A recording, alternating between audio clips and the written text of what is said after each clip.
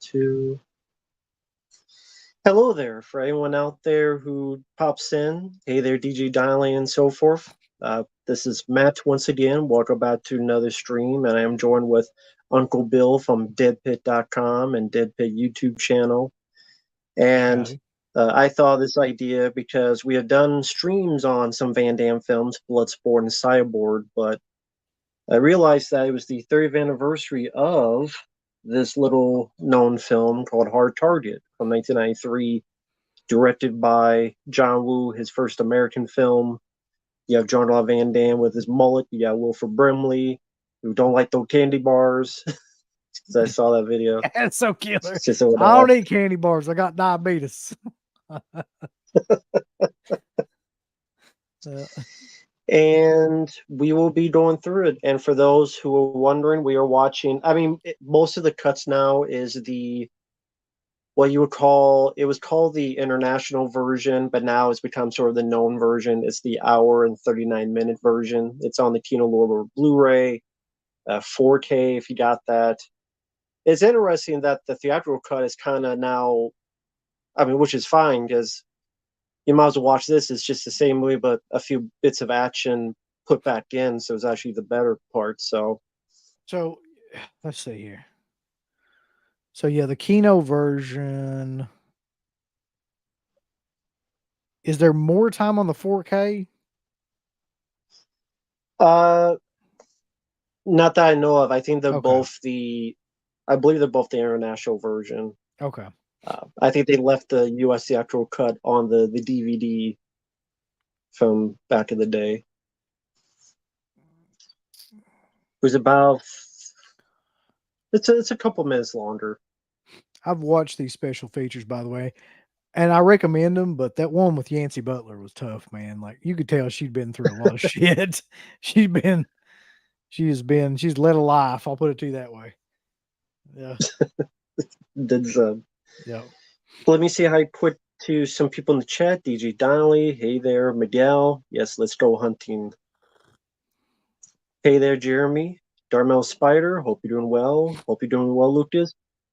Yeah, yeah, that's the one we're all watching. That's pretty much the one everyone has nowadays. Uh, very nice. Good to see you.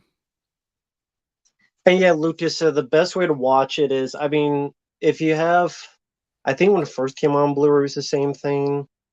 Blu-ray or Tino Lorber Blu-ray or the 4K, they're all pretty much now the hour and 39-minute version. Uh, and hey, Mr. Heavy Metal Hero Dude, I haven't, not sure if I've seen you here before, maybe once. Hope you're doing well. Hey, Chaz, yes, happy 30th. It's crazy. It's been 30 years since this movie came out, but that's how the 90s were. Uh, Jesus. I remember we watching this movie, Yeah, go ahead. man. I was just gonna say I remember watching this movie like right around the time that it came out. I don't think I can't remember if I saw this in the theater. I don't vividly remember seeing it in the theater, but maybe I did. I don't know. But anyway, I remember watching it right around the time that it came out. And there was a lot of buzz around it because of John Woo and all that stuff. And like he had been kind of making a name for himself in the Asian film market up to that point, and people were like really curious to see what this movie was going to be like. And it was a big deal back then because Van Damme had signed on to it, and then I thought it was like I said, it's my favorite Van Damme movie to this day between that and Bloodsport, anyway. And you know, a lot of people don't really seem to like this one as much as like the earlier stuff. I don't know why. Like, there's a lot of people that champion Bloodsport and Kickboxer and uh, even Cyborg, but they don't really like get behind Hard Target that much. It doesn't seem like. Hmm. Yeah, I don't know what. I don't know if they're just more into martial arts than gunplay, although there are a little bit of martial arts in here. I can't tell you why. Yeah, I first saw this Sally not in the theater, but on VHS tape and watched it ever since. I always enjoyed the movie, but the reason it became one of my favorites is when I found the work print. It was one of those things where back in the day, couldn't find it online, so I had to buy an actual disc, bought a bootleg of the work print, and it was really cool to see because it was a longer version of the film. There's stuff in it that's not even in this version. Mhm. You have the full scene where the guy gets his ear cut off. Uh, there's a scene where when Van Damme's on a motorcycle with Yancy Butler and he's standing up, he's as he's shooting a vehicle that swerves, tips over, blows up. That's only in the work print version. Also, like a few other additions here and there, as well as Van Damme's voice was more natural sounding in the work print. And I guess they made him dub his own voice I was because getting they ready to say thought he wasn't. it sounds like a lot of ADR stuff in this. Like all the way throughout this movie, you kind of feel like that was what was going on. It absolutely is. Because it's actually been a while since I've seen this version because I always watch my fan cut, which is the work print, and then I added in the theatrical ending, which is extended based on the work print. Because the work print, I'm kind of talking Wayne, Stuntman Marq. I did message him, so just to BS with the chat for a bit. Uh, Shit, the ending hold of the on. work I'll print message him. is I'll message him on the Discord too. He's usually like playing games and shit. So sometimes he's not paying attention to anything. but yeah, the in the work print version and the finale, Van Damme does that kick to Lance Henriksen. He flies back, spitting out blood, and then immediately Van Damme throws a grenade into Lance Henriksen's lap. It blows up. So when you watch this cut, all the stuff from Lance Henriksen kicking the barrel, Van Damme rolling over it, they have their one-on-one fight, Van Damme catching the board. That was all added with additional photography. Probably because the audience wanted to see the villain get more of a comeuppance, get more of a beatdown, which was a great addition. I mean, that's additional photography that worked well. This is not always the case, but He's on his way, man. He said he's busy, like trying to cover up his cocaine storage unit. That's how he but makes the money. Buy all them computers and stuff that he's got. we're clearly, hey there, Alex. Hope you're doing well. Uh, oh, no problem, man. I'm glad you enjoyed it. Uh, WWAM. I'm not sure who that is, but yeah, thank you. I'm glad you took the film to heart. You liked it. Let's see. 3 years ago, going to Hard Time without seeing any trail TV spots and was blown away. I'm very envious of that. Very envious that. Yes, yeah, my favorite Van Damme as well. And you watched Universal Blu-ray. That's very cool. Thank you once again, Lucas. Yeah, there's two WordPress versions. The 120, I think that one, there's no music in it. But the one I have, this is what I love about WordPrints. They have to use music. They put music from other movies in there because they want it edited as well as they could, and then get a composer in. So when you watch the WordPrint, you're hearing music from The Hunt for Red October and especially Aliens. So in the third act, you're hearing music from Aliens, like which Oh, worked in the film because two of my I mean, favorite yeah. films, Aliens and Hard Target. If you're gonna rip off a soundtrack, that might as well be it. Uh, yeah, there's a lot of behind the scenes stuff, but I know nowadays John Woo and Van Damme are pretty cool with each other. We'll like to have seen them work together again, but just how it is. Hey there, Foddy. Uh, What did late he? 90s and stars. What did he do after this? What was the next movie John Woo did after this, Rambo? Do you know? See, 90. It was after this, he did Broken Arrow, and Yeah, yeah. then I want to say Face Off, then Mission Impossible 2, and then that was when you got Wind Talkers with Nicolas Cage, the war film, and Paycheck with Ben Affleck. And I think Face Off was his most successful American film, that and Mission Impossible 2. Had to be Face Off, yeah, because that movie was insanely popular around that time. I do remember that. Exactly. Exactly. I So don't know. I'll ask before this. Had you known of John Woo before you had seen Hard Target? Like, had you known of Mhm, the Hard Boiled, those other movies? mhm. I think the only reason that I knew about him though was just the lead up to Hard Target. and a lot of like clips and stuff that they would show from his work that he had done in like Asia. Because I don't think that like many people other than like serious like film buffs were familiar with him at that point. Like, because we're talking, I would have been what the hell? I would have been 12 when this movie was like going into production and stuff. So like, you know, you don't see a lot of Asian cinema or foreign cinema when you're that age, like really. But I remember like everybody was like freaking out because it was a big deal leading up to this movie. They would show his old film clips and things like that and talk about, you know, how much of an influence that he'd had on Asian cinema and action cinema and things like that. But I don't think I was really completely aware of who he was until the build up for this film. Now, had you seen afterward? Did you go out to check out any of his other Hong Kong films, Hard Boiled, The Killer, any of I've those? seen Hard Boiled, I've seen Killer. Um, trying to think, there was one other one that I saw too. And then did he do Replacement Killers? No, Antoine Fuqua. He Okay. produced Replacement Killer. Okay. So I've seen those, I know. Hard Boiled is a See, classic. also, Like that's yeah. yeah. No, go ahead. Hard Boiled.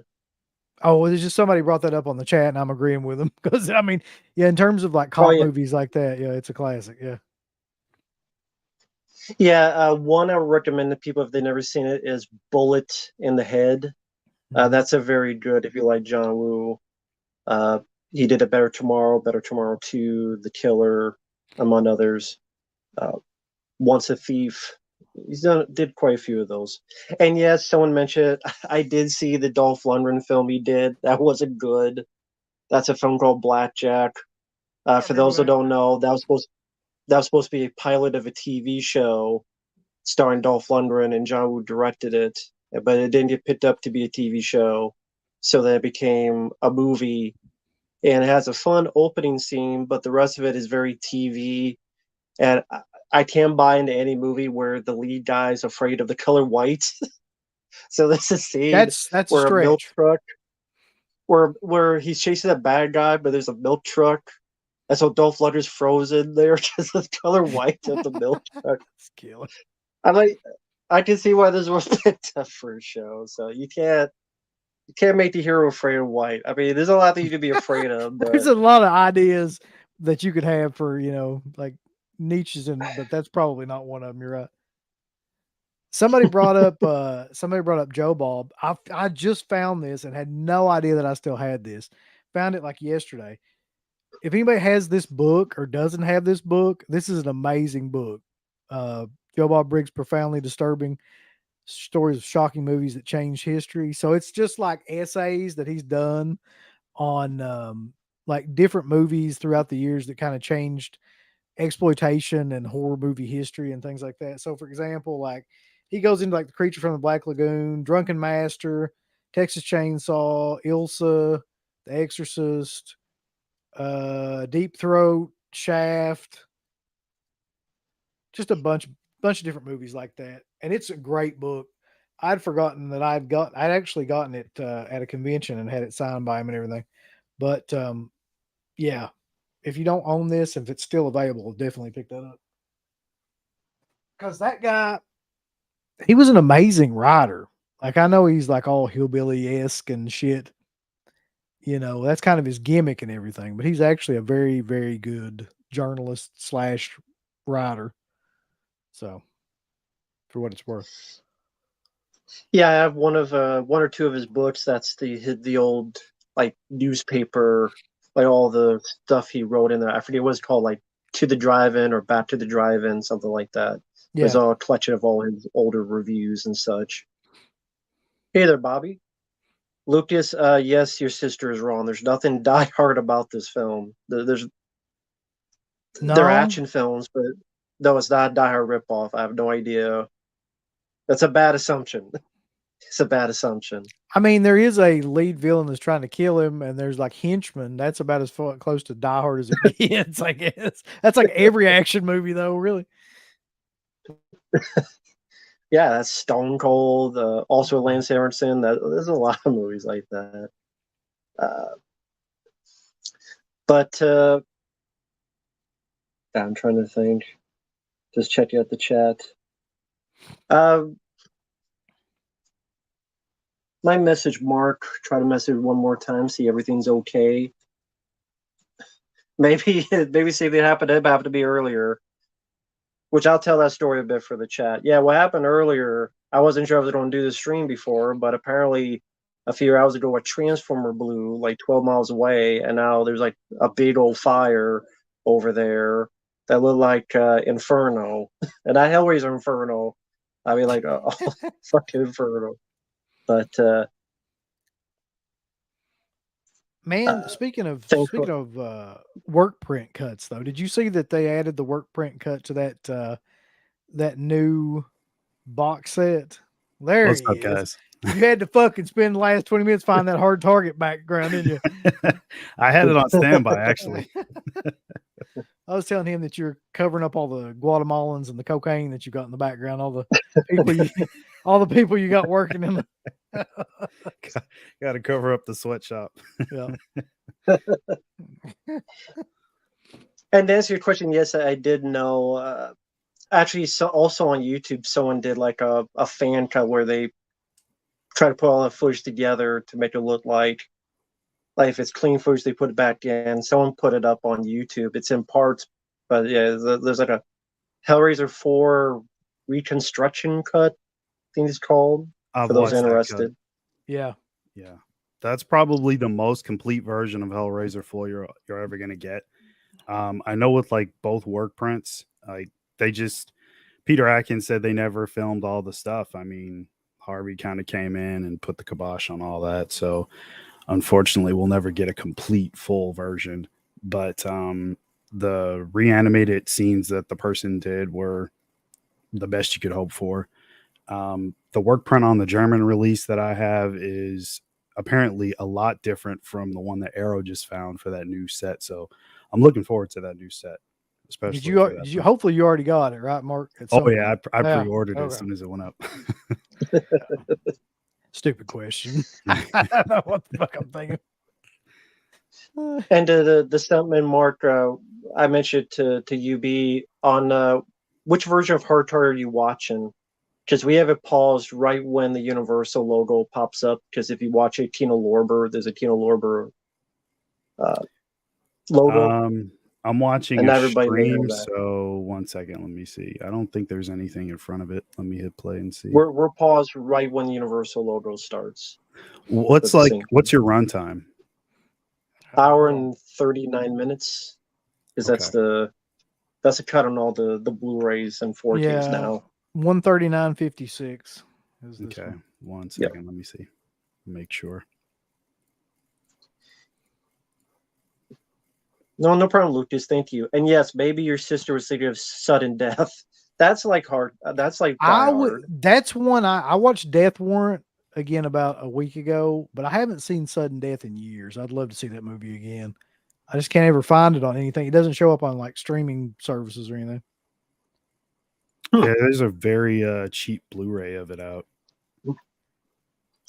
Wasn't Tino Lorber someone else doing that? I thought I heard one of them is doing Sudden Death since they did Hard Target. Maybe so.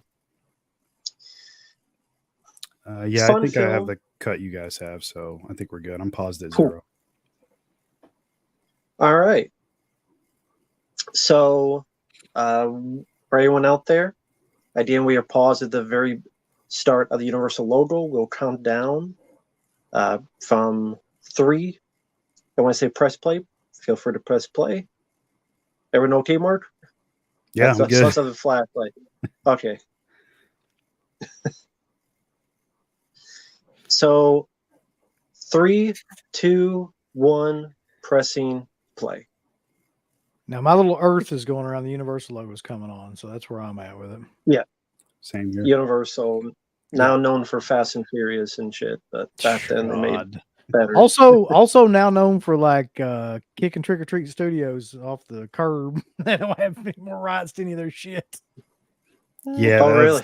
That's a huge blow. That's a lot of good stuff right there. I'm trying to figure out what are they going to release, man. That was like probably 70% of everything that they owned.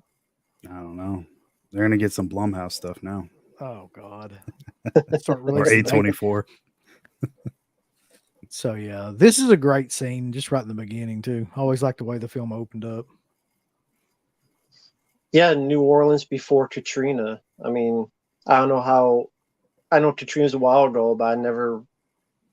I'm sure there are movies and stuff made in New Orleans, but now I can't think of like how it looks different, probably because compared to this after Yeah. Katrina.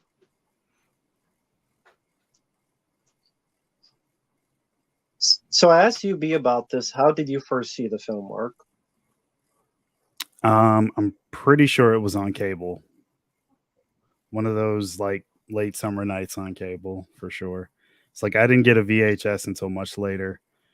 Um, but yeah, it was.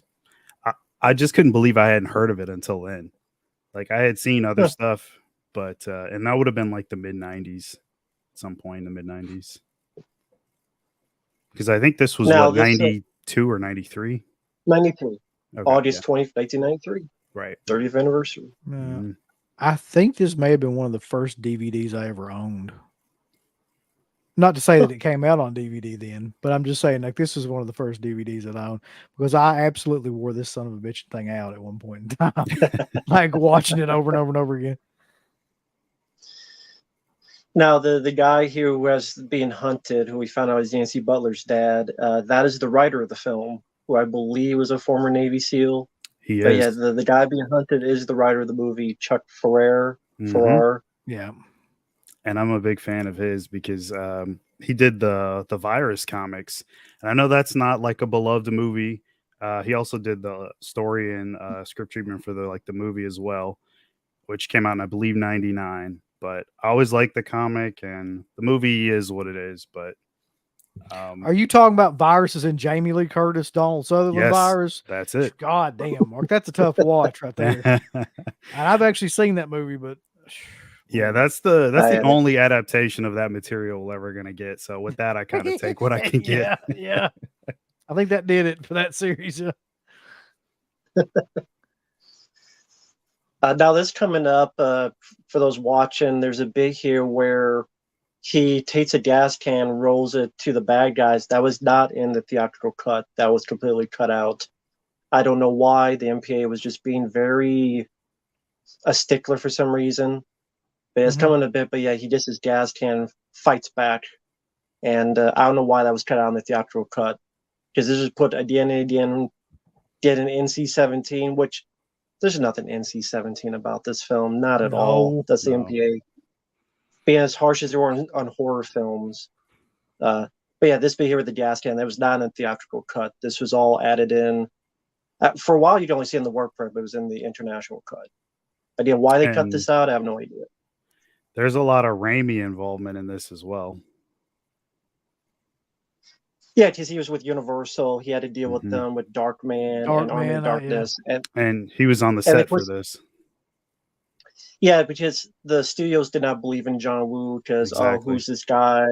He's never directed an American film. If we don't like what he does, Sam Raimi's going to replace him. Mhm. That's what they wanted. They wanted Sam Raimi saying, hey, you go on, you finish the movie. Yeah. And then people are like, it's John Woo. Just shut up. Leave him Sam alone. Yeah. Raimi, he's got a very distinctive style, though. You can kind of tell like the difference between John Woo and Sam Raimi. Mhm. Like, I mean, if Yeah. you're watching the editing and stuff. And oddly Seeing a enough, bit there this with was edited by Bob yeah, go ahead. Murawski, who Yeah, who now one doesn't he half run? of Yeah, Grindhouse Releasing I was with gonna Sage say, Stallone, or yeah. formerly with Sage Stallone. Rest in peace to him. We tried our Okay. best to get an interview with that guy, man, and he would never ever do it.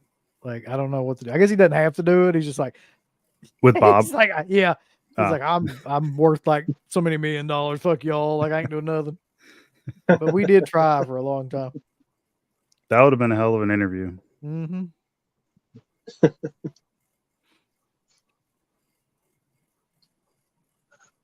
Let's see. Yeah. A nice way to spend Sunday evening. Yes, it is. Nothing wrong with that. Hendrickson is probably like one of my top villains in 2 movies, 2 action films. This one and Stone Cold. I think he's probably like one of the best like Mhm. character actor villain types that there is in these type of movies. Yeah. Absolutely. But I think this might be my favorite because like there's so much improvisation and also so much like just crazy dialogue and stuff in it that he adds to that's great. Mhm. Yeah, I love the bit later on when he's just yelling at his men and he hits the guy to the ground and he's like, they're fucking brain dead. Just fucking Yeah. literally to his men.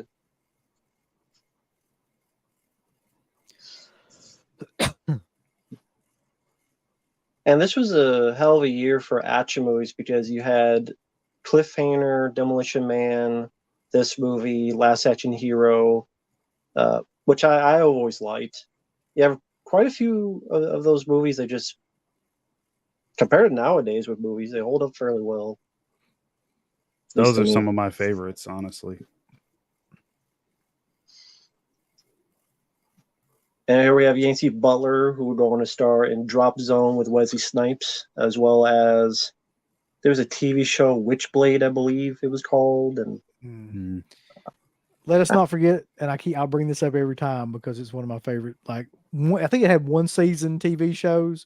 It was called like Man and Machine or something like Man that. and Or Machine. Yeah, yeah, Man and Machine, and Man was like two N's. and Man and Machine. she was amazing in that too. At this point in time, there was nobody hotter than Yancey Butler. There's not a fucking person hotter than she was this time either. Yeah, you mentioned on the features that's not the case. Yeah, unfortunately, I think Yancey got into a little bit of the, you know, what Mark's making, the cocaine to finance the computers that he's got. You know, Oh, that's all hard work. It's yeah. You just tell that to professional those. Breaking Bad. professional equipment provided by Dead Pit Studios. That's That's what it is. right. You just tell those Guatemalan refugees in your basement that, Mark.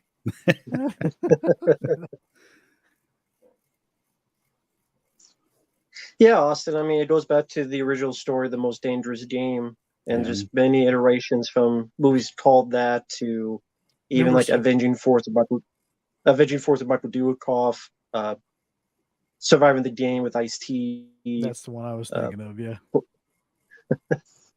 I think that was 94, I believe, after Surviving the Game. What are your thoughts on that, both of you? Ice-T joint. I always love that liked it. movie. Yeah, it's really fun. Yeah.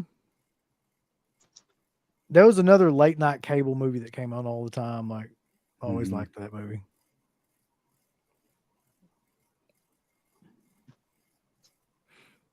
Hey, I mentioned this to you, B, but what's interesting, if you ever watch the work print, the voice of Van Damme is much more natural.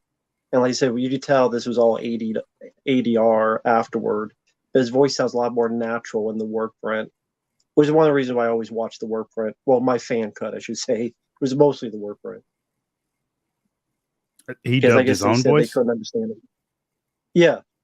Because there's something about like we can't understand him, so come out and do ADR. But if you listen to the work print, he sounds perfectly fine. So Mhm. just a bunch of But there's maybe a one of couple of those. scenes you can definitely tell in Yeah. a couple of the scenes that he's like overdubbed his own shit. Yeah.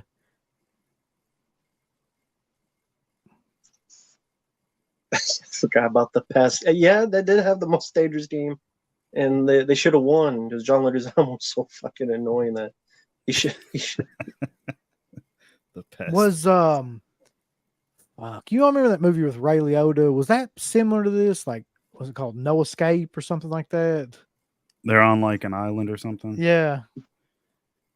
Wasn't he a Yeah, prisoner or I mean, something? That was Yeah, yeah, kind he was a of. prisoner. It's kind of like two camps. One's the peaceful, one's the Mad Max rejects, and that had Lance Henriksen in it as well as a it good did. guy, Yeah. though.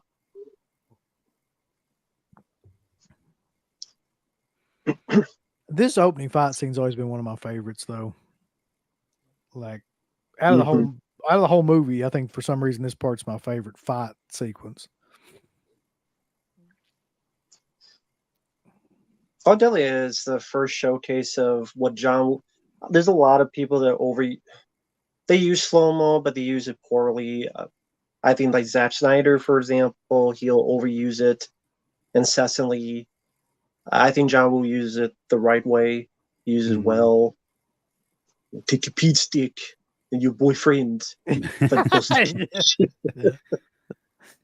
Well, like him and Wu and Van Damme like worked on all the fight stuff together, right? Because apparently there wasn't a whole lot of fighting in it, but then like Wu wanted to add more to the script after he got Van Damme signed on, right? The guy he wanted to first was Kurt Russell. Right. He wanted Kurt Russell for the film, but he was backed up with Backdraft and then Stargate and all these movies. So Van Damme, he was up and coming, and it's like, well, if this guy is a martial artist, add more of that into it. It's a great scene here where he like throws his coat right here, like almost like a gunslinger, but it's his fucking leg. That's what they're trying to like show. That's his weapon. Weapon. That's a great shot. And of course, the benefit of slow-mo is he has to do it himself. He can't be like Steven Seagal that puts in, fight doubles every 5 seconds in his later films. It's always Seagal, man. You mean? Have we ever? That's a great like actual move right there too. But yeah, the sweep kick. Have we ever figured out though why in these movies all these guys just wait around for their turn to like try to kick his ass instead of just everybody just ganging up on him at one time? Yeah, it would make infinitely more sense. Yeah, that's always the question, but now here comes the Steven Seagal scene. Ah.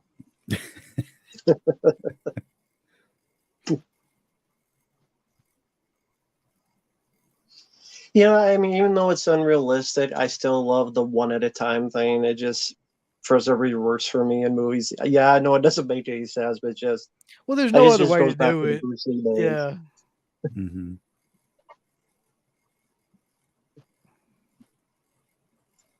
Foot soldiers. But I guess it's in a way. It's a good way to put it. In a way, we like escapism films. Do you think that's a dying art, escapism, or at least in the way we thought of escapism with movies today, or not really? Is it still around?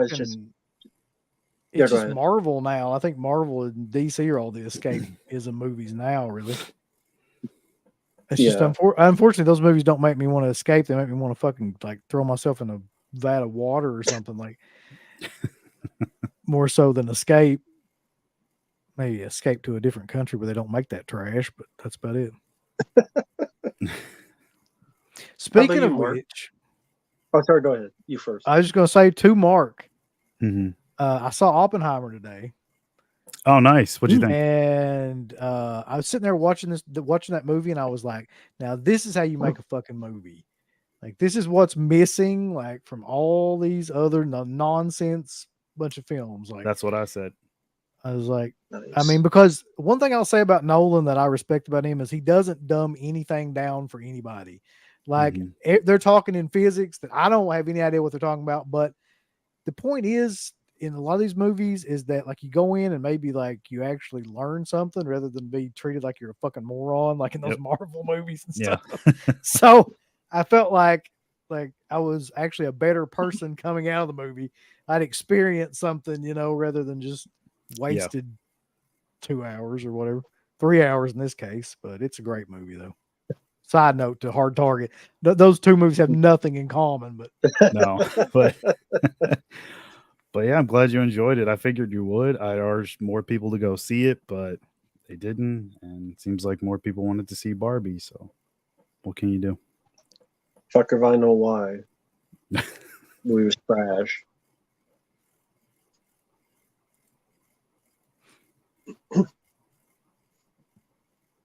But I was going to say, Marq, what do you think about do you think escapism nowadays have fallen by the wayside, or has it just been replaced?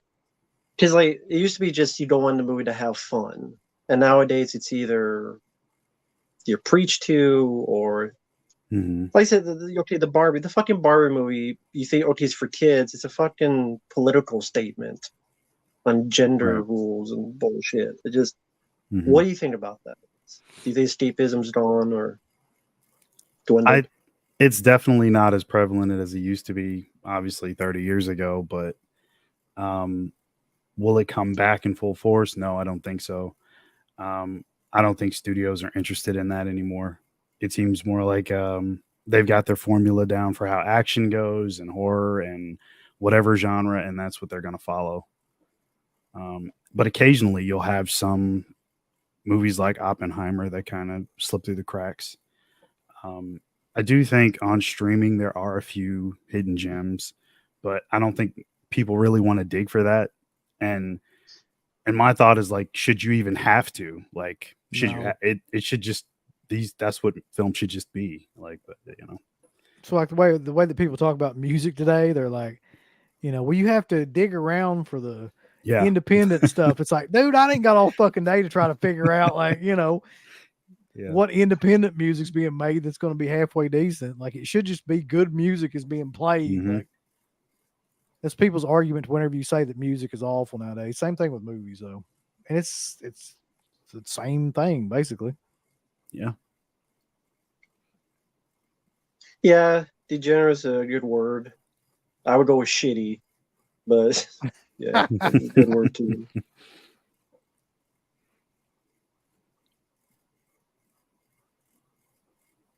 But good, yeah, that movie sucked ass too. It Man, was that like very movie generic. that movie never had a chance. No, I didn't. Nobody cared. Nobody ever cared about that movie. If you want to see George Lopez drive a big Beetle vehicle and unleash the bug fart mechanism, God. and Susan Sarandon being a bad guy. No, I'm good. Whose idea was that? What the hell? That's an awful casting choice, boy. But yeah, this is back in the day with the mullet. Now, I wish I had hair, let alone a mullet. So I know people make fun of a mullet, but it's like I love to have a mullet. This is like a Jerry curl mullet. That's what he's got going on. Yeah, a little bit of soul glow. Yeah. A little bit of soul glow. For some reason, it makes it cooler than a regular mullet because he's got like the Jerry curl thing going. And then a year later, you would have the mullet again in Time Cop, another Universal picture film. The Marvels will Which is the same probably director flop, that by the way. Which one? The Marvels. Somebody's talking about the Marvels on it. Oh. Fuck that movie.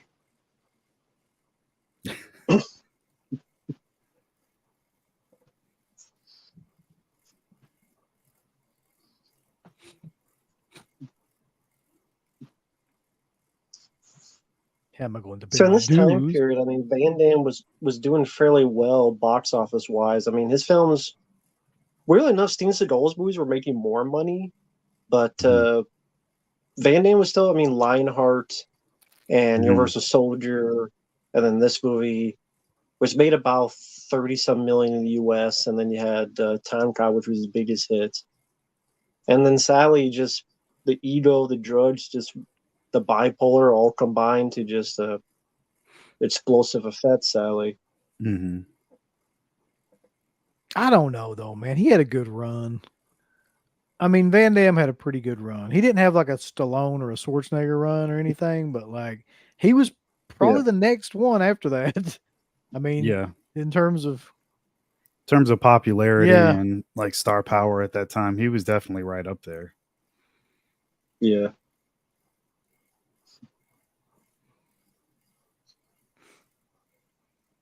And like John Woo did in a lot of movies before this, he knew how to showcase a guy being a lead hero, a badass, that reveal and use of slow-mo. But and Mark, had you seen other John Woo films before this movie? Seen this one?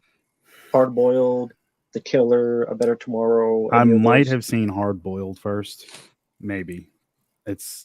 It's really tough to say. I know they were close together. I can't really remember. This always bugged the piss out of me. You notice this thing on the side of her lip? It's in like the next 2 or 3 minutes. It's like, is she got like a herpes sore or something?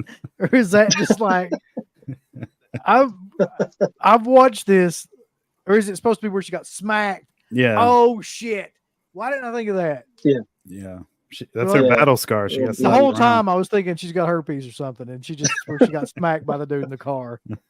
Oh my god. Herpes simplex What the 10. hell's wrong with me? She'd have him see Victor Malin. Herpes simplex 10.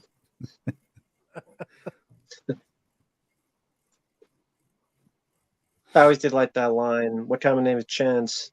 Because my mama took one. Took one. The delivery of that line is so like, I think that's definitely ADR too. I don't know what you can just kind of tell. Mm.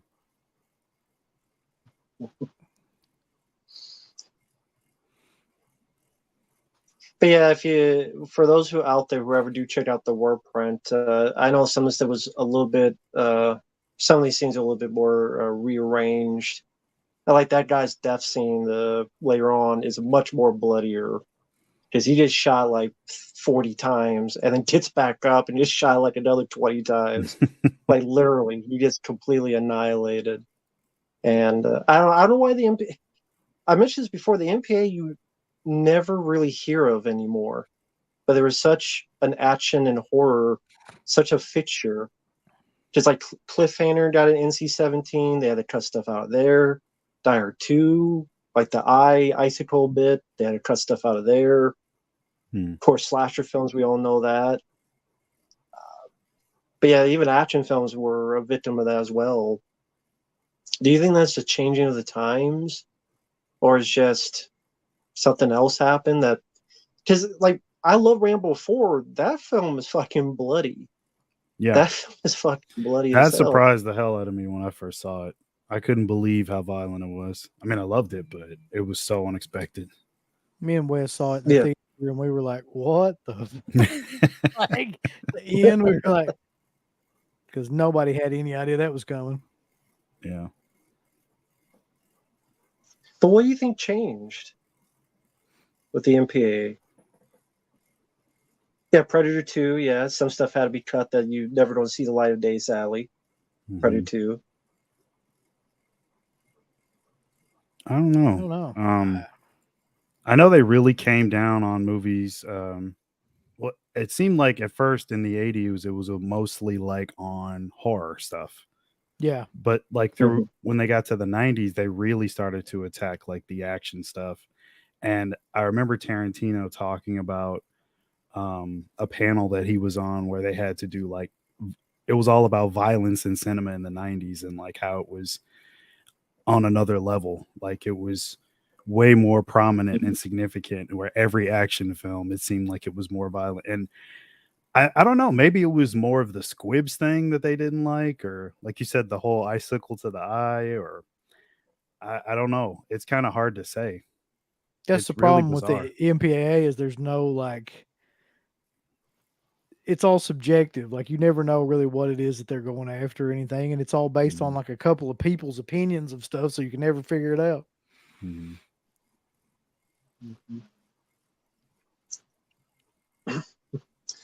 Of course, we have Arnold Vosloo, who would be Darkman in the Darkman sequels. Speaking of Darkman, Sam Raimi. Yep. And he was also the villain in The Mummy. Mm-hmm. Apparently, he and Van Damme did not get along. I've heard that if you ask Arnold Vosloo about Van Damme, he gets pissed. He doesn't want to talk. So I don't know what the whole deal was, but I'm guessing Van Damme's ego. That's what it was. Just as much as I love the guy, he did have an ego. I gotta be fair. I'd heard that. He did quite a few times. There's quite a few stories floating around, especially around this time. This time he's probably blown in the creek half the time too, as well. Yeah, someone said in the chat, cocaine's a hell of a drug. Yeah.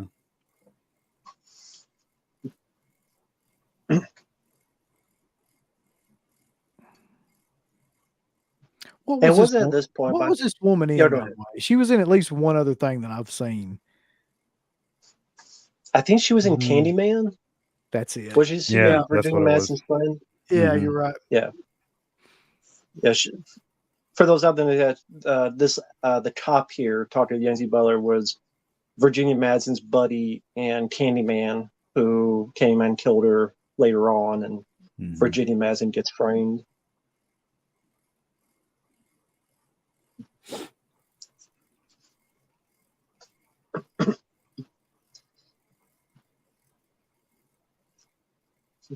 She's a movie producer now. I'll be damned.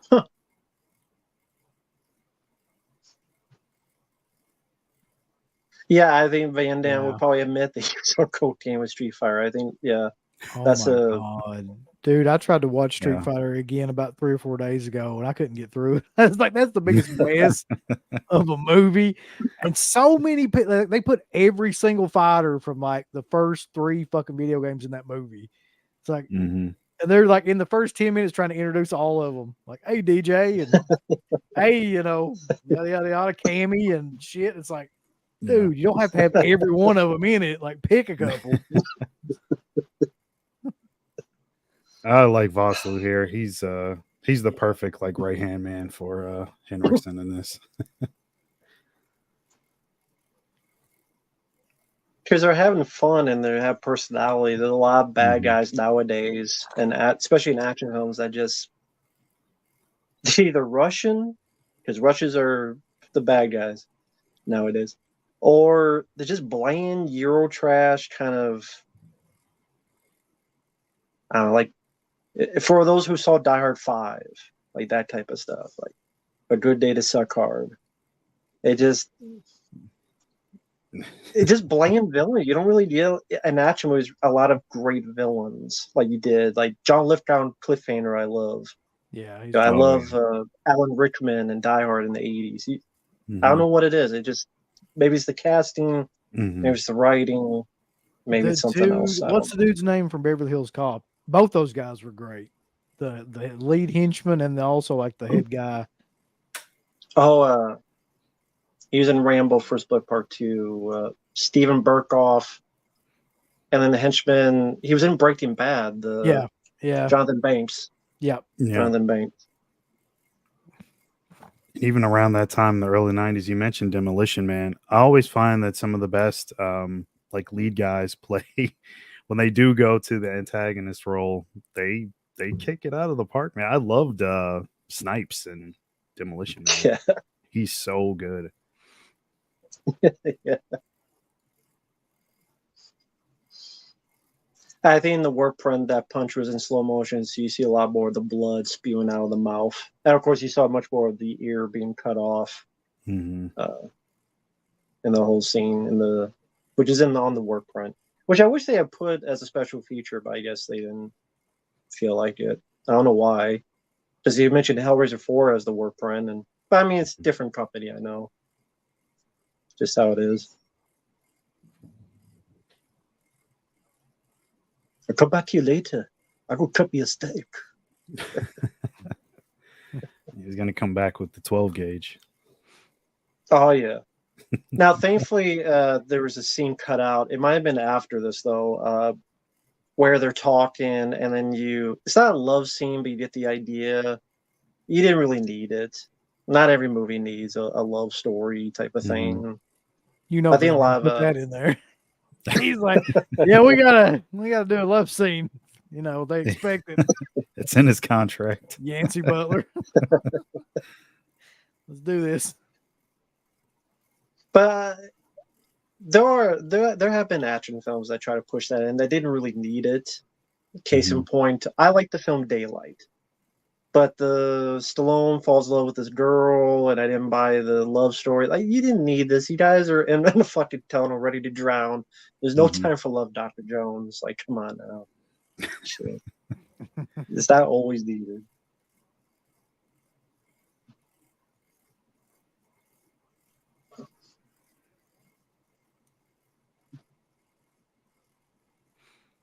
Best part about this movie, 100%, by the way, is Wilford Brimley is like a Cajun.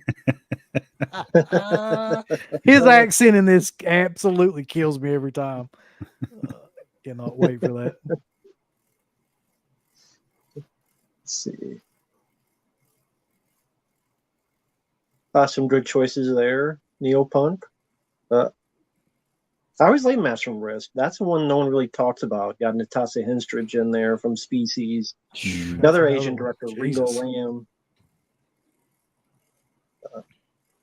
And then Hey Retrocrypt. No, you didn't. No, I mean, Sharon Stallone didn't have really much chemistry in that. The Mhm. stuff between Stallone Yeah. and James Woods were much better. I wish the entire movie was just that. That, or Mhm. if they switched roles and Stallone was the bad guy and James Woods was the good guy, I think that would have been interesting. But no, Yeah. Sharon Stone. This might sound crazy, people. I never thought Sharon Stone was sexy. I always thought she was like someone that would cut your balls off in the middle of the night.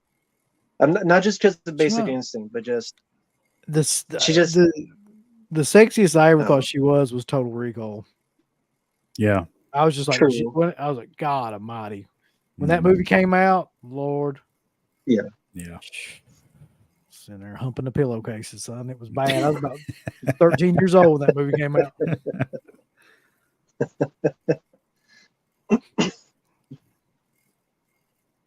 He kind of stole the show though, didn't he? In The Specialist, James Woods, Yeah. wasn't Yeah. it? Or Matt, you might know. I know you're a big Stallone guy. Is it true Stallone wanted to take a lot of the scenes that Woods had out, or like trim them down because he was jealous? I'd heard that. I don't know if that's true. I haven't heard that, but I believe it now. It's Yes. James Woods, man. Consider that a divorce. Think- That line.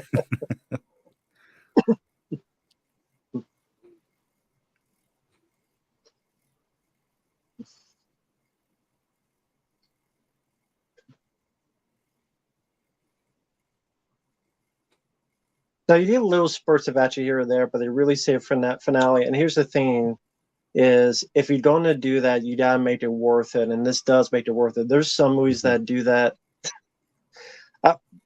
The dialogue back in the day, they can't do like, and point her titties north. You're not going to hear that line nowadays. But it makes sense. It's a bad guy. Bad guys are not PC Hollywood. That's what people don't realize. Bad guys are bad guys. It's like, well, we'll kill. We just won't talk mean. Like, what the fuck?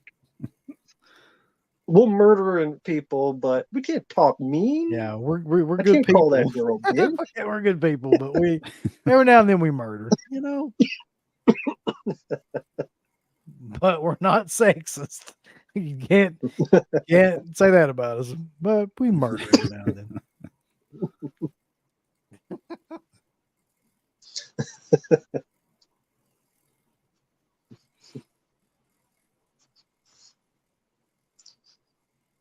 So other than like, we've talked about Van Damme, what other action guys did you yourself like? Like I know I liked Jeff Speakman, for example. I know there's Arnold's like, were either you guys more Stallone, more Arnold, more Dolph, more someone else, like for action of this era? I was always Arnold. Of course the other guys too, but Arnold was always it for me. I mean, it's just when I saw T2, that was it. I was like, okay, he's my guy. Like I can't have that same adoration for anybody else. He's always been like my number one. Van Damme close second. Of course, Stallone, like you already mentioned. And then like I mentioned Snipes earlier, but like he started to have a few more movies around that time, started to be more of an up and coming leading guy. Shame what happened in his career. Mm-hmm. Yeah, I would have liked to have seen where he would have gone had that whole fiasco not happened. I mean the taxes. Yeah. Because taxes are much more than dealing kids. Victor Salva gets less jail time than Wesley Snipes. So Right. but taxes are way worse, folks. They're way worse than filming yourself with a kid. But you'll get less time than tax evasion. But Who the hell that's was the world Salva's today. lawyer, man? Like, Francis Ford Coppola, as it turns out. Yeah, It really was the guy that Sadly, got him yeah. out all that. Yeah. that's true. Yeah. because Coppola defended it. Like, I mean, fuck him. I'm gonna say though, to answer your question, Matt, Arnold first, Van Damme second, Speakman probably third, and another one that I watched a ton of, and this is gonna be like a weird one, but back in the cable days was Cynthia Rothrock. Like when she came out, like I always liked her films. I don't know why she couldn't act for shit, but like she was amazing martial artist. Yes. That time period. Which Jeff Speakman films do you watch? I obviously Well, the Perfect Weapon, but did you see his other stuff? Perfect Weapon was the one that I probably wore out the most as a kid. But Same I'm trying here. to think if I've seen anything else of his or not. Name some of his other stuff, Matt. I'll tell you. Let's see. He did Street Night after that. No. For those wondering, that was one of the last canon films. Then he did Deadly Outbreak. That one sounds familiar. That has Ron Silver from Time Cop as the main villain. I've seen a lot of Ron It's Silver kinda like stuff. Die I Hard. actually like that guy. Yeah. Dudikoff. I forgot about Dudikoff. Yeah. Yep. But he did Land of the Free, which William Shatner was the bad guy. I've got to see that. I've never seen it, but I've got to see that now. I would recommend that one and Daily Outbreak. Daily Outbreak is like Die Hard. It's low budget, but it's a lot of fun. He shoots the guy in the balls and goes, "I guess you forgot your bulletproof cup." So Daily Outbreak is a fun Jeff Speakman film. Sally, it was on a Tubi. I think it's also known as Daily Takeover for those out there. That same year, he had the Expert, also with Ted Raimi, who's also in Hard Target. Oh yeah, The Expert's fun. It's a bad movie, but it does have Jim Varney as a gun dealer. Mm-hmm. So, real quick, like the funny thing about The Expert is originally that was directed by the guy who did Maniac and Maniac Cop, William Lustig, Mm-hmm. and then apparently he got fired, and they replaced him. And then William Lustig is not a big fan of Jeff Speakman. I think he said the line, "If he goes on a plane, he needs two seats, one for him, one for his ego." So, so. Out of all the fuckers to have an ego too, Jeff Speakman should not be the guy.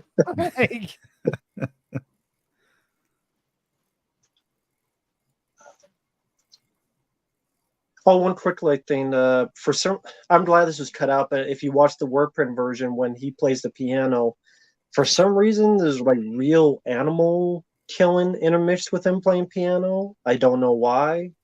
Mm-hmm. It's like him playing the piano and then like real animals being killed for the hunt. Is that the I'm glad that was Holocaust version? God. Yeah. God, I would trust. Oh, absolutely for Chuck Norris. Oh, Absolutely. yeah. I mean, we've talked see, about. okay, Yeah. so it's weird to me when you say like action stars because there's two different types of action stars, really. There's like the martial arts guys, which is what I'm thinking, and then there's like because if you want to go that route too, I'd say Charles Bronson is probably my favorite in that realm of and then you go like Chuck Norris and people like that. Yeah. Mm-hmm. Yeah. But no, selling. We all love Chuck Norris. Yeah, I mean, I was that Willis, 90s Willis. 90s Willis was great. Yeah. Yeah, Retro Crypt. I enjoy Clint Eastwood. Yep, the Dirty Harry films I'm a fan of.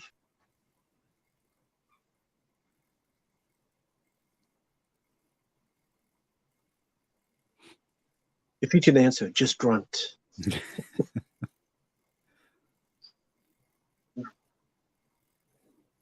Got your boyfriend.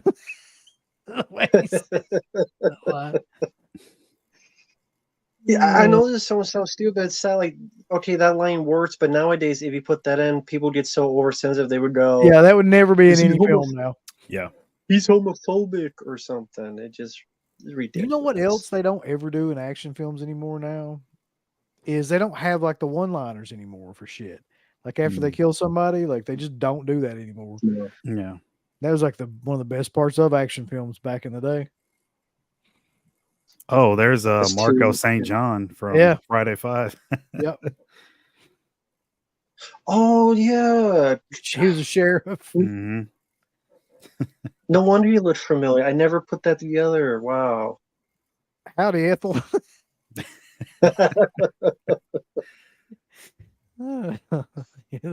You're looking beautiful today. Oh, horse shit. I got a bomb on me. It's my final word.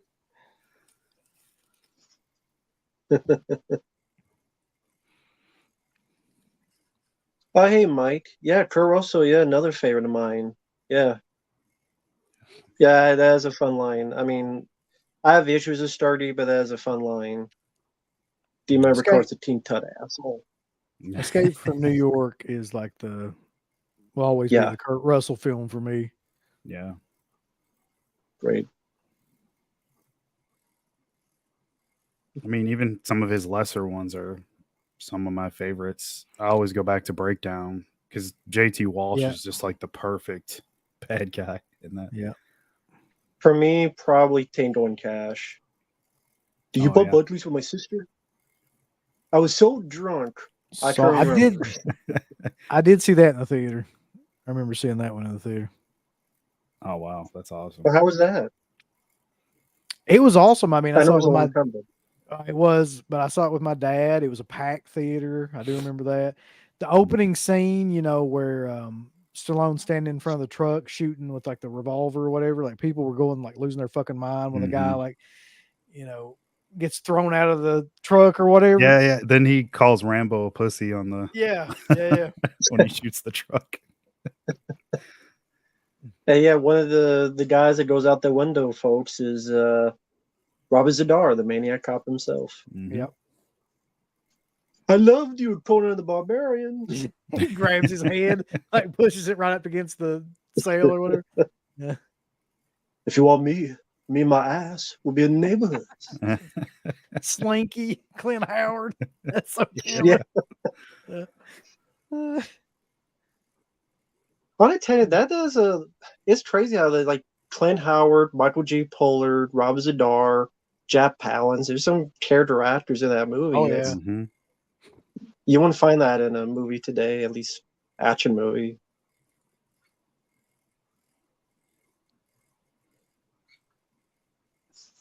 I mean, well, also, and guys like that are just not around anymore. Yeah. Sadly. Well, would you say they kind of pushed that out with how they were making films in like the 2000s and stuff? Like, I don't know, maybe just there's no room for those type of guys, or I don't know. Yeah. Also, like the dialogue that any of those side characters might have had is gone for further useless scenes of whatever. It just seems like those guys aren't ever coming back. Like they had their time, and No. that type of Mhm. actor is also seemingly gone in a way. Yeah.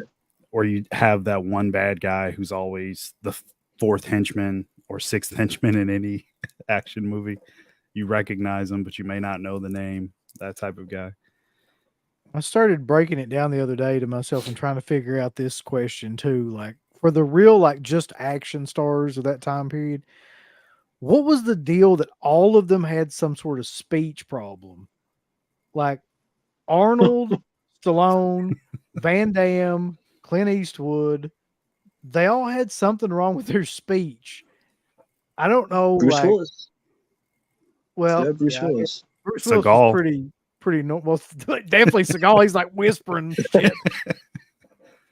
Yeah. So I mean, it's just weird to me that so many of those guys got famous and they all had like some sort of either accent or speech impediment or something. Mm-hmm. I don't know if that made them like But endearing or different or like I maybe, don't know what the yeah, maybe in retrospect, it's just it made them more distinct. Like they all don't blend Lundgren's together. another Like you one, wouldn't yeah. say Mm-hmm. Dolph's another you one. wouldn't say Arnold and Stallone sound the same. You wouldn't say Stallone and Van Damme sound the same. They all have their distinct voices. Yeah. Unlike a lot of people nowadays that kind of blend together voice wise and look wise. that's what they need. That's what needs to happen. No, I'm not saying necessarily like an accent, but they need something distinctive about like the action stars now. Like they're all Mhm. pretty much the same. And let me answer this real quick.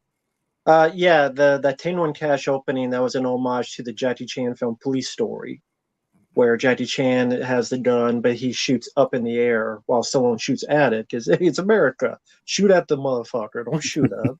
So, but yeah, it was his homage. He was a fan of Jackie Chan.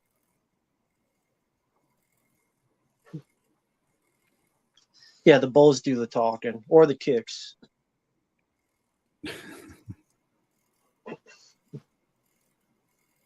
And the work print, this is a little bit more extended. Like when Lance Emerson shoots the henchman that's screwed up, it's a bit more slow motion, and there's so much heat on the gun. You see the smoke coming out of the body with that specific. I can't remember what gun he has, but it's that single shell.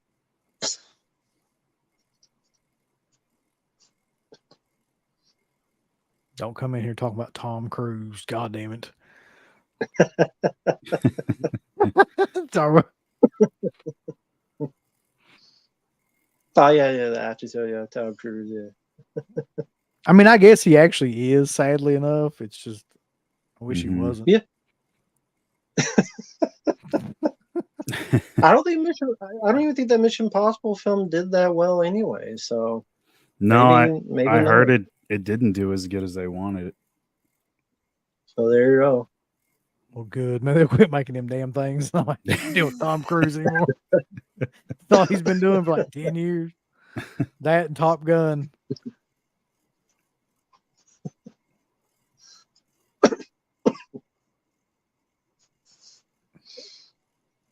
And it's funny when you watch films like this, something that we took for granted at the time because we just figured it'd be normal, but like squibs, explosive charges. It's like, okay, that's just how these scenes were shot.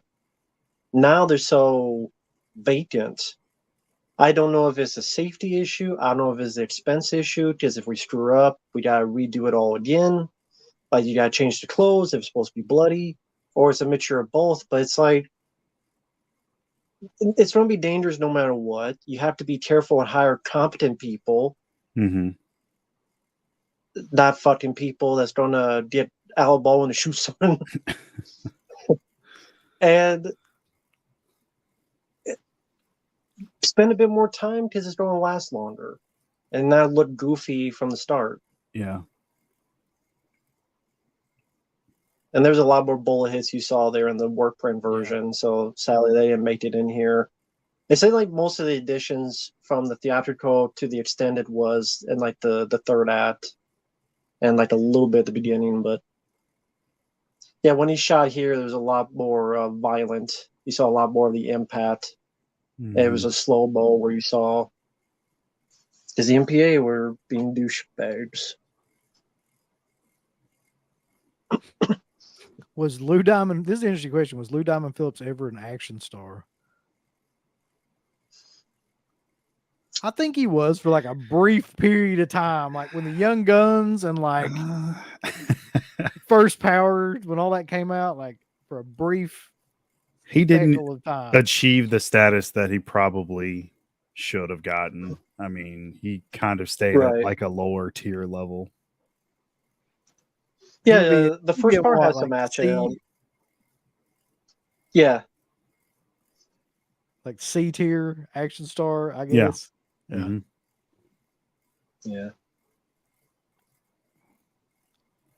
But then you have guys like maybe, I know you hate Jake Gyllenhaal, but he's not really an action guy, but I do like some of the movies that he does when there is action in it. Or Brad Pitt even. Like he's an A-list star, but he's not really an action guy. Oh, this is I'm laughing at Ted Raimi. Yeah. I ain't got no change, man.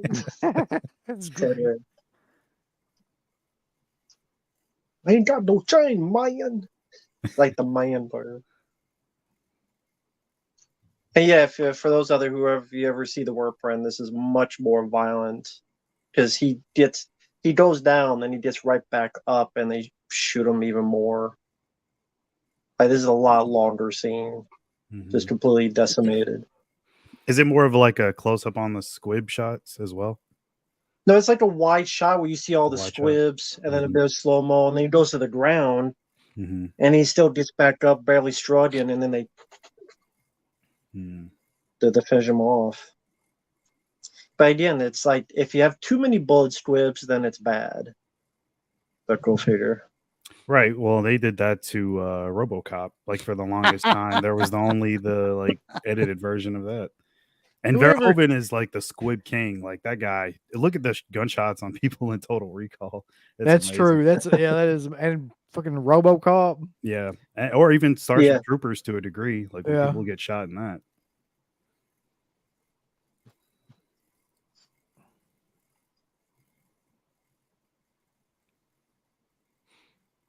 Also, thank you to whoever banned that guy who's annoying as shit. I appreciate That it. was me. Good job. I wasn't even looking. Some jackass. uh,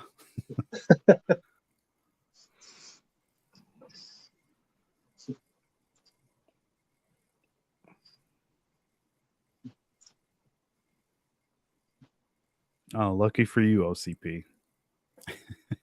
What was that? Oh, I saw the Etch cut on DVD first. So very nice. Makes Yeah, sense. The OCP. I had the VHS, and I think that one was cut. Yeah. The one with like the red flap at the top, but the rest of the cassette Oh, was okay. black. Yeah.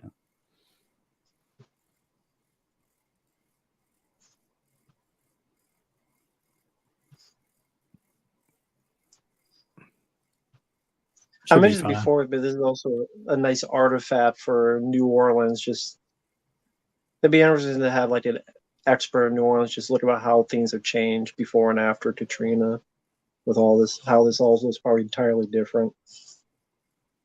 Mhm. So Yeah, you're right awesome. about Arvazu, Mark. You wouldn't want to hurt my feelings.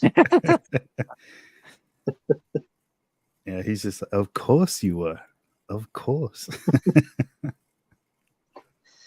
And this is the insane incident to me where as soon as this guy dies, the movie just takes off on another level. Yeah. Mhm. I think this is a good build up, lengthy build up, but to me it worked.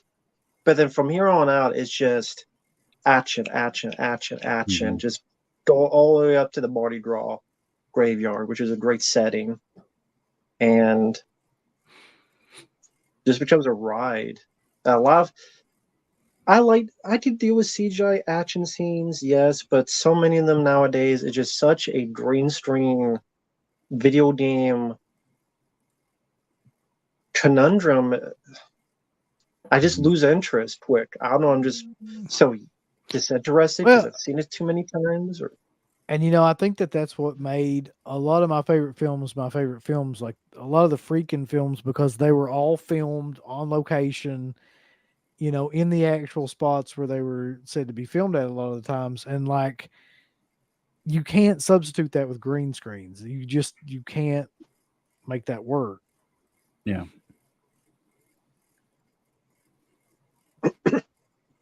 There's a level of authenticity that a lot of movies today lack because of that too. Mhm. yeah, Yeah, I was watching something recently. I can't remember what it was, but I just remember looking at the action sequences and thinking, like, this is definitely green screen.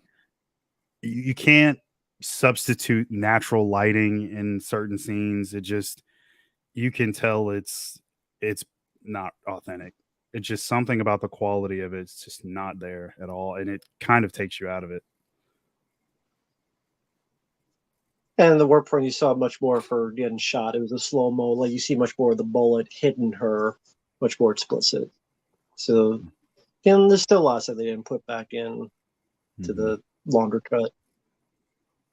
Now, this is where Van Damme's going to turn on Superman mode and Yeah, this give the this big is this is another the awesome fuck scene. you kick. Yep. After this, you go about the what I call the fuck you kick, and you'll know why in a minute. Lord, I wonder if I can just go ahead and ban this fucker. I can tell where this is headed anyway. Oh, Like you in about 10 seconds you can pick up on where it's going. yeah.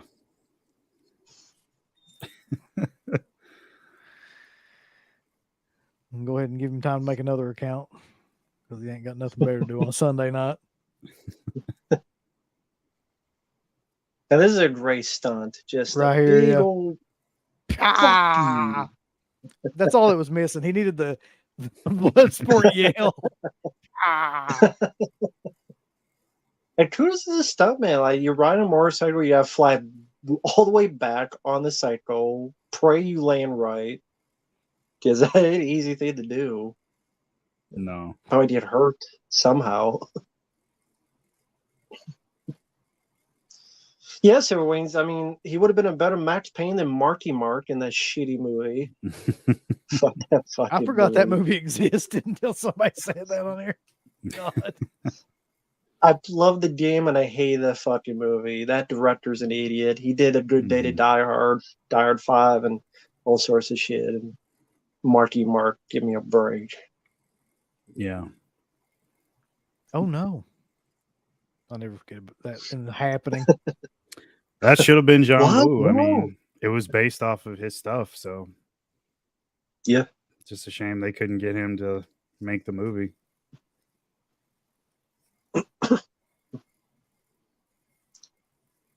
This is a great scene right here too. Yeah. Completely could happen. Oh yeah. I do this all the time. Great in my wide free shots time. and stuff. Yeah, great wide shots, great explosions. And this scene went on a bit longer too because he did the same thing to a vehicle, a truck, and he shot it up and it swerved and it flipped over and exploded. That's why you don't see that car anymore. There's another vehicle and that was cut out. That's only in the work print. Why it was cut out, I have no idea. I don't know why there's boxes all of a sudden stacked up there, but it's the box factory. Just fucking truck, That's just all these boxes. That's they just kind of stack an boxes. homage to Hard Boiled. There's the scene with all the boxes in the truck in Hard Boiled. The guy with the motorcycle. Yeah. Oh yeah, I forgot about that. And yeah, I mean, there's another nice little shot that was sadly cut and it's only in the word print. Is there's a great. What I realize is that when you watch the word print and you watch, like, especially the theatrical, they wanted to make, it's like the editors wanted to make it as un-John Woo as possible. So, like, there was a cool angle where it was like from the bottom of the motorcycle, but you saw the bullet hits. That's why you know it's leaking. Why they cut? I mean, that's. Now I love this scene up, and I don't like him standing up all the way. But the rest of it I love. Like, this is cool, but when he does this, Yeah, I don't think that works. you That didn't way. need that bit. You didn't need that bit, but How this is a fucking- crazy stunt. It is Yeah. great though. How bad of a henchman do you have to be though that you can't shoot somebody driving right at you in a motorcycle with a machine gun? Like there's 3 guys out of that car. They deserve to die. Then they're too shitty. Yep. They're shot. Hell of an explosion. Yes. You have to yell "yeah" after you blow a car up, and this is a great looking shot. I mean, just running away from these guys driving at him. I need to find out what Lance Henriksen's gun was. Look at this gun right here. Look at that. He That's said it, insane. and he was talking about it on one of those interviews. He did say what it was, and he picked it purposely because he wanted just like one bullet, so the impact would be better when he shot it. He would be like, he only used it at very specific times, and that was like, it would mean more than if he had like a machine gun or something. I think it looks like a 50 caliber to me of some sort.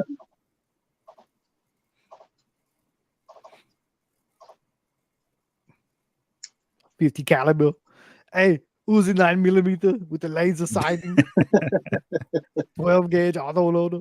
The long slide. 45 long slide. Yes. Phase plasma rifle in the 40-watt range. It says here it's a Thompson Center Contender, a single shot pistol. Let me see if it gets into specifics. Since, yeah, the Internet Movie Firearm Database. Mm-hmm. I've been there before. Let me see.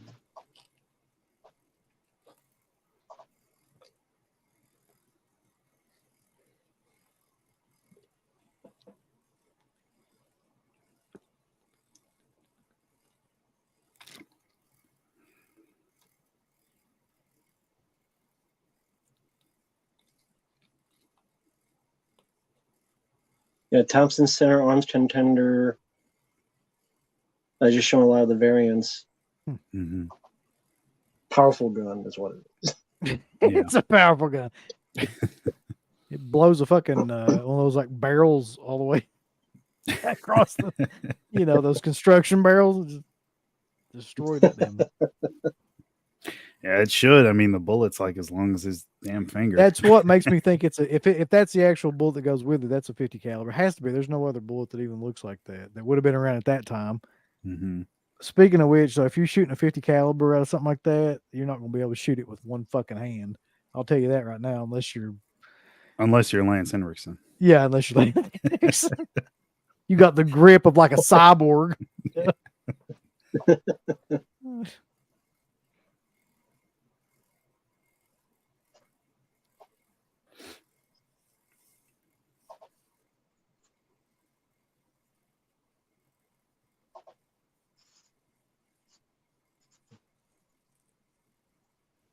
Yeah, we're getting them. We'll get to the Wilford.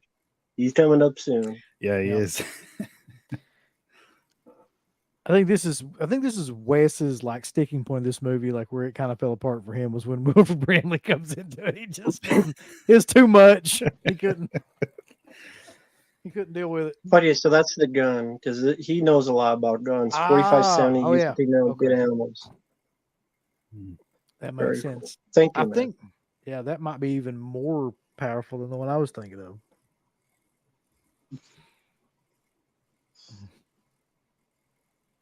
Now you're gonna have one of the craziest scenes in the action movie.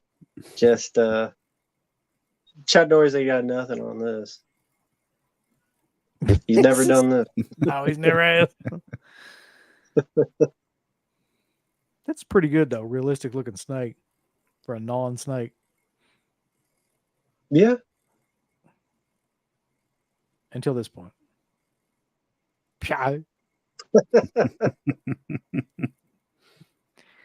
I know it's silly, folks, but I love it. I think what it is like I know these films are not realistic. I'm fine with that because I'll take the escapism fun if it delivers the goods, even if it's not a bit realistic. There are some films that try to be more realistic.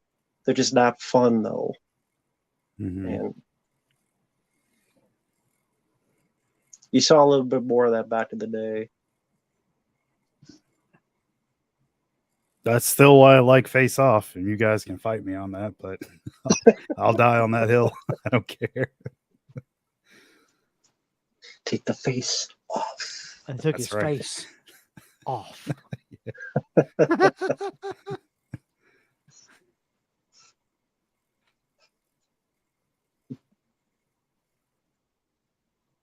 I told you too about my thing about that movie, Mark. Yeah, I know. Fucking running his hand down her face. Oddly enough, I saw John Woo talking about that more recently, and he said like he didn't mean for it to be serious. Like he approached it as if it was like a comedy. So It definitely plays that way. I mean, goofy anyway. Yeah. Like when he's the priest and he's running around and acting like all fucking grabbing that chick's ass. Yeah. Dude, that's awesome. Come on. How can you not like that? It's like, come on. It was the Wilford. Oh my God. Can't drink, Wilford. You got diabetes. Come on now. That's all natural.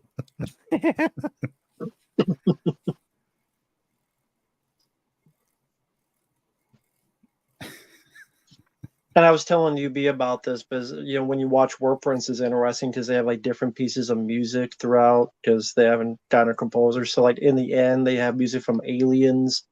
And this scene here when Van Damme and him meet, it's actually music from Dragon, the Bruce Lee story. Okay.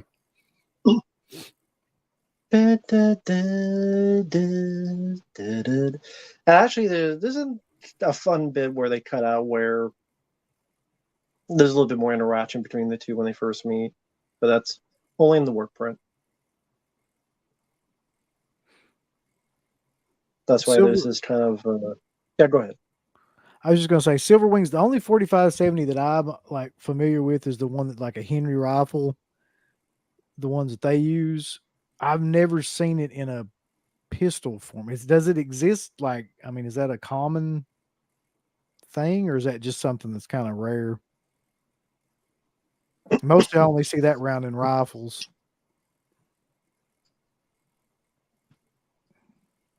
No, I Gatorade it. I like the fact that I know. the holy grail of weapons in this room is just like a regular pump shotgun. It's like nothing special. It's just like, there it is. I mean, that kind of makes more sense, really.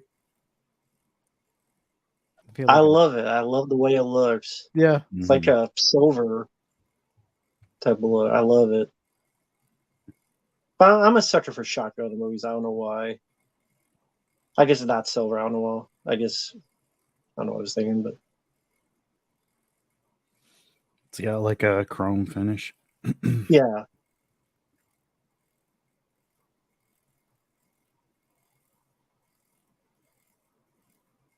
But that was what John Woo did. It was a ballet of violence and giving weapons and such, a gleam to it that I'm sure people get butthurt today about it, but there are pistol versions of the 45-70. Yeah, I mean, I know there are clearly, but I mean, is that like a common thing?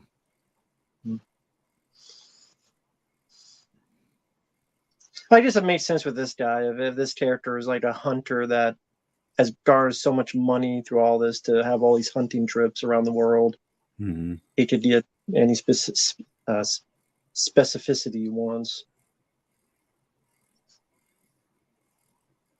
And yeah, I know originally in the script it was supposed to be a boat chase, but I think it was Van Damme that wanted more of this horseback helicopter chase. I think it was one of those like might have been one of those boats like Chuck Norris drives in Invasion USA. Might have been one of those like with the fan in the back. Yeah, what do they call those things? Yeah, like can't remember. I know what you're talking about though. The like jet propel kind of raft looking thing. Yeah. Yeah. I would assume it would have been one of those because of the environment, but. And of course, then John would do a boat chase and face off later on. Yeah. But face off sucks, so. Hey, come on. It kind of does. Yeah. I mean, it's just goofy. I don't know if it sucks. It's just fucking. Those are some long. It's like awesome action set pieces. It's like 2.5 hours long. It is way too long. It's like well over 2 hours at least. I love every minute of it, especially the Nick Cassavetes character. Oh yeah, he's got so many great lines, and that character is just awesome. Especially when he runs into Nick Cage, and he's like, "What's wrong with you? You look like you just fucked your mother."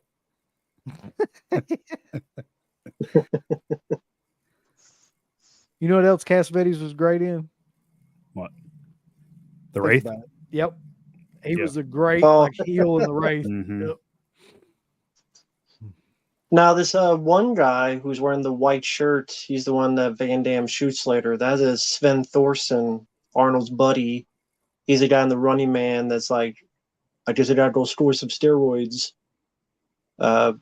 He was also the LaFour's Mallrats guard. You'll see him amongst these. I forgot he was in that.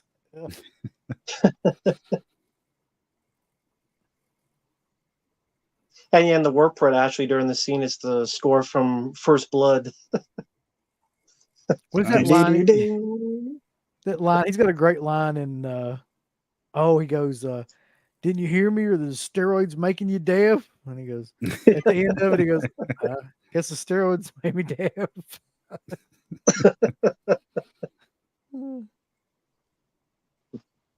Yep, there he is with the cigar and the white shirt. Sven Thorson, the star of Abraxas with Jesse Ventura. That's right. I've actually got that movie over here. I watched it again. Scream Factory put it up. It's awful, by the way. But in a great way.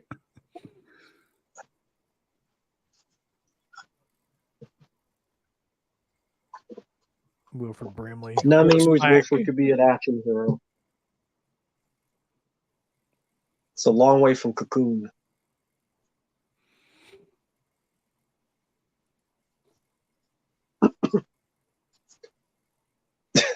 Just how he treats his man. You fucking buffalo. Thank you, Neopunk. Somebody finally agrees with me. I don't think it sucks. I just think it's goofy. I think that it's fun, I guess. It's just fucking. It's like this movie is dead serious compared to Face Off. Like, Yeah. there's- Definitely. yeah. Well, yeah, that's what I'm saying too. Like, because that's a hell of a round, man. And like the fact that Lance Henderson's walking around shooting it like it's a 22, it's like just shooting it one handed at people. Like, I don't think you would do that in real life. Yeah, Neopun, when I reviewed Face Off, I'm like, it's okay, but I just, the more as time go on, the more I never care to rewatch it. It just, there's other action movies I prefer. Mm-hmm. So maybe I was just trying to be, there's much worse action movies. I mean, it's better than the shit today. It's just, I don't know. Castor Troy. I think that was the first John Woo movie I saw in the theater. Well, that's too bad. Hey, God damn, man. He's really going all I'll in. take it. I still love it. So Jesus. I don't know, it's fine. That's killer. better than Broken Arrow. No. I don't remember Broken Arrow that much. I know Christian Slater's in it, Travolta's in it. Like, that's about all I can remember. I know I've seen it. I have no idea. The way Stuntman feels about Face Off, I feel about Broken Arrow. Broken Arrow has a much better pacing to it. Got Howie Long in there, for fuck's sake, come on. That's who you need in the action movies. Howie Long. Star Firestorm, exactly. For all three of you that remember Firestorm.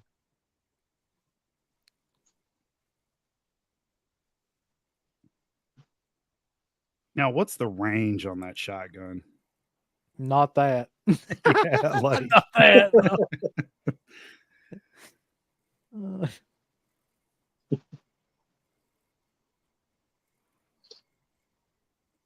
oh man, That's pretty damn Yeah. dangerous. Yeah, I mean, that look is. what happened to Christopher Reeve. right? So much simpler than that. I mean, pretty crazy explosion and fall. The thing about it is you can't really tell how far away that helicopter is from the way they're shooting the editing and everything. So I don't know. It's Mhm. possible, I guess. Like, people think a shotgun spreads out like when you Mhm. shoot. It really Mhm. doesn't. It stays in a pretty good pattern up to about, I mean, it stays in a pretty tight pattern up till you get Mhm. past about, 15 feet, maybe. well, even probably 30, 40 feet. Like, it'll stay pretty Mhm. tight up until that. Then it starts to gradually kind of. So I don't know if you could hit a fucking helicopter. Like, that's a stretch. And even if you did, man, it's going to be like little, depending on what he's shooting. If he's shooting birdshot, it ain't going to do anything. It should be like piss people off. Don't know what he's shooting out of that thing, but Oh, the pigeons. Gotta have the pigeon.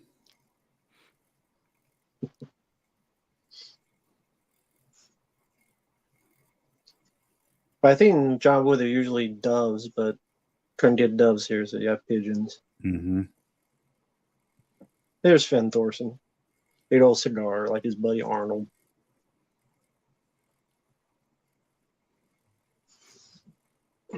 Yeah, this whole sequence right here is amazing though. Everything that's getting ready to happen right now. Oh yeah, it makes for just a crazy finale. Again, great payoff. And not a lot of movies today have great payoffs.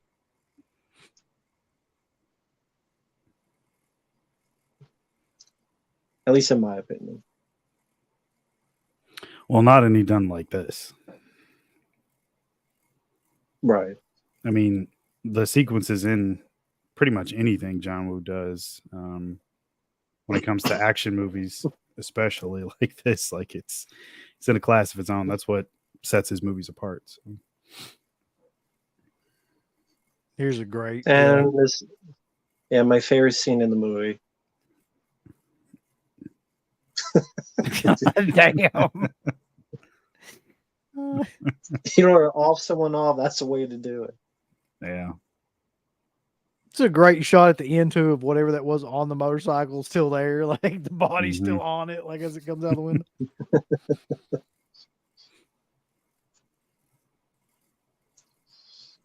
Yeah, I think in the work run you see a lot. You see a bit more of the body burning when it goes outside.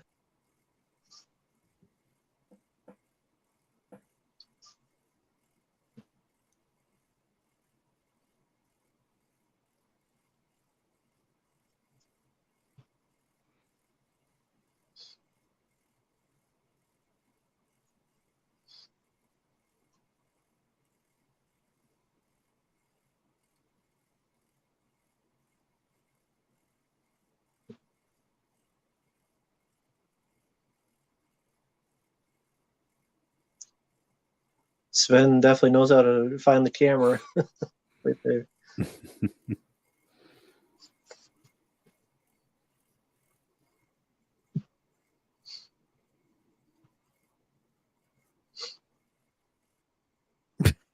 That's a hell of a round right there, whatever that was.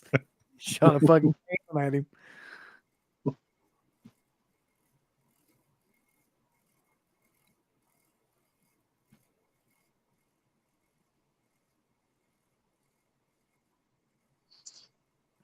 Yeah, that was the thing with John Woo. Even in his Asian films, he always went for the extreme. Like bullets will always have double or triple the rounds.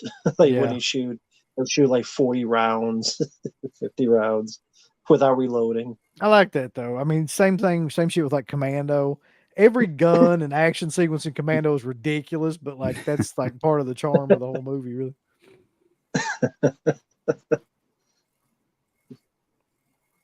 That's just always interesting because I can't think of many other movies that have this kind of background, at least action movie wise. So No.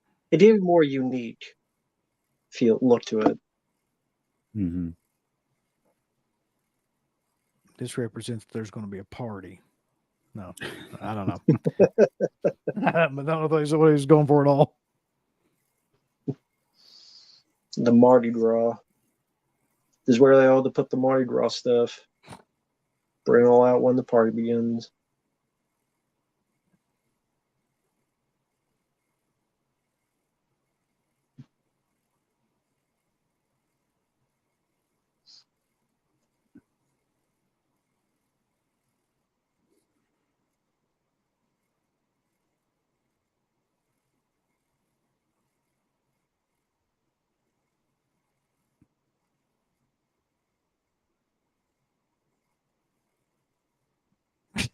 He's shooting fucking, I don't know what he's shooting, incinerator rounds or something. Yeah. So that shit you get in Resident Evil that like sets them on fire. Yeah. Same round. That's so killer that he did that, Lance Henriksen with the fire. I can't think of too many actors that would be willing to do that. Well, I thought it was an accident, and so they just kept at it. Like he was supposed to be on fire at first, I think. Oh, you could see the gel on him though. Yeah. Oh, okay. I never noticed. I think that sequence though, there's one of those sequences where like he keeps going, and that's like completely ad libbed. And I don't remember which one it was, where he wasn't supposed to be on fire that long, or something like that, or something wasn't supposed to happen. Mm-hmm.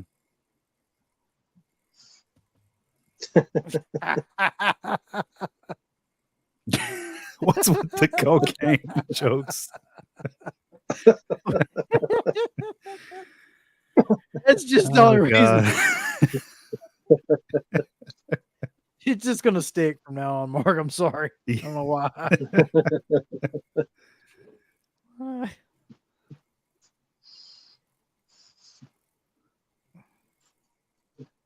That's a great shot. Yeah. Yeah, and then this right here, just can't remember if it's in this or yeah, you see a bit more of the hits here compared to the theatrical. So like this stuff is extended here. Also, I think this coming up, like in the theatrical, it just ended after. Sorry about the shirt, but right after it, this is added in. Was not in the theatrical. Yeah, this guy here getting back up.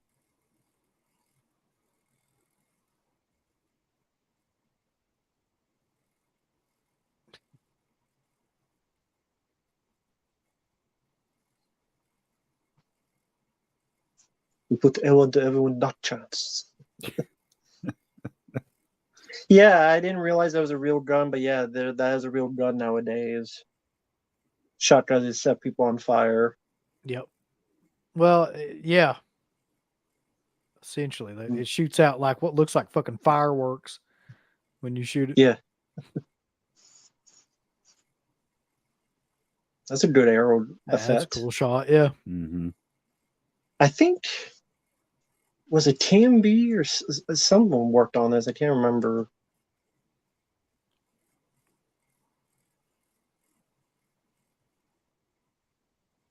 K and B kind of sounds right. Considering you had Raimi so heavily involved, Yeah. at least behind the scenes. Yeah, don't call someone a bitch when you got a gun. Right. That's just the shoot first.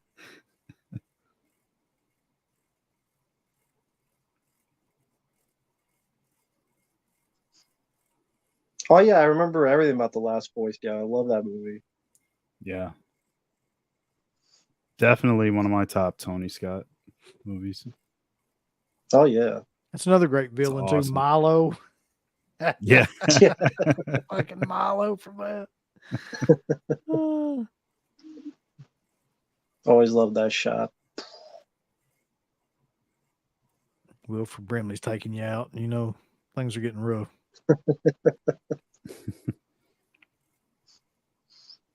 And the warp run is when the music from Aliens kicks in. When he kicked all his ass. It's not enough to kick, I'm gonna shoot you, and then I'm gonna kick you. That's the Van Damme way. Yeah. That kick's deadlier than the bullet, yeah, man. yeah.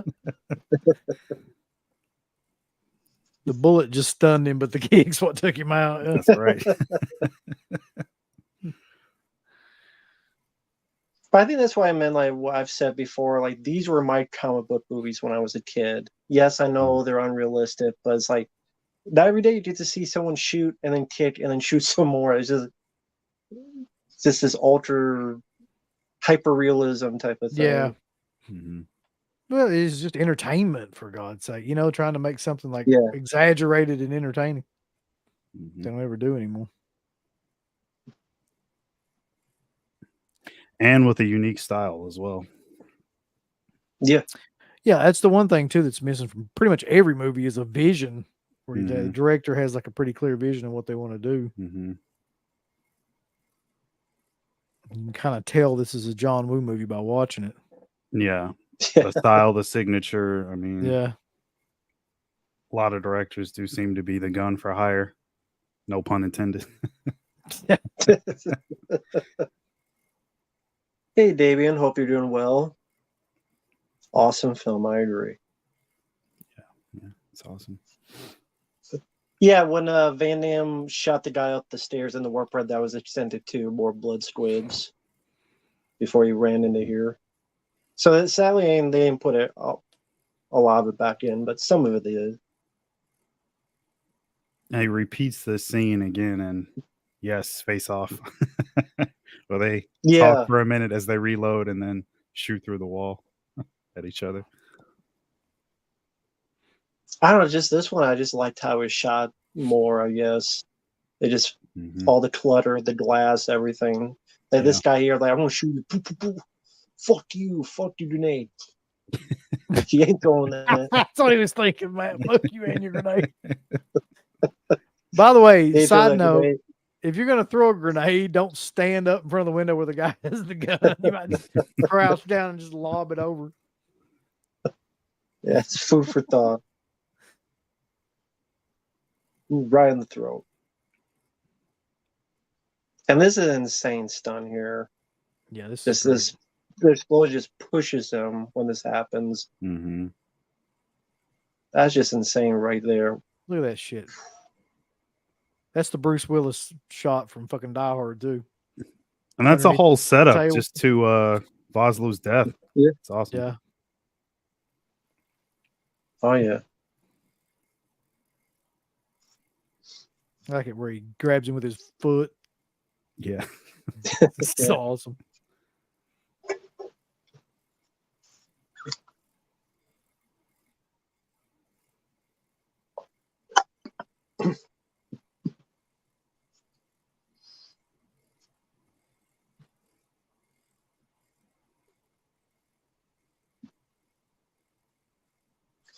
By the way, I mean, these were leading up to, sadly, the dying days of action films, because the same year you had Jurassic Park, which I liked, but that garnered much more of the effects spectacle movies, Independence Day, Men in Black.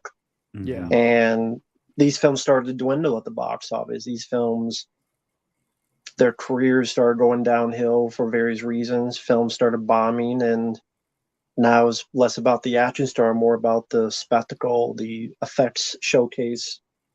Twister, all those movies, Lord of the Rings, The Matrix, Star Wars prequels, all that became much more of the forefront. I think you nailed it. I think that's probably what killed off this type of movies more than anything, is when it became about like the visual effects more than the action. Mm-hmm. That's pretty much what did it. Yeah.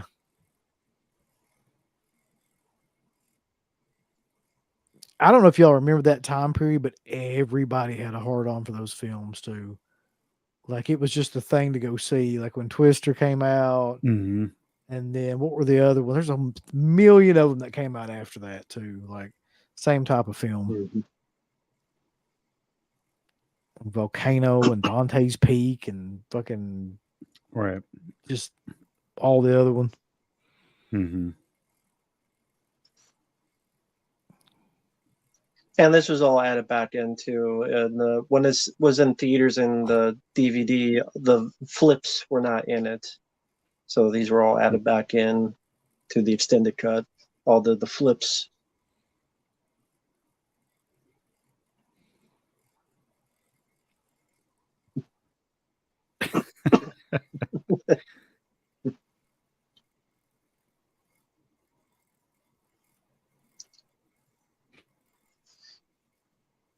Yeah, in a way, yeah. CGI killed the action star, yeah, because that became the star. Mm-hmm.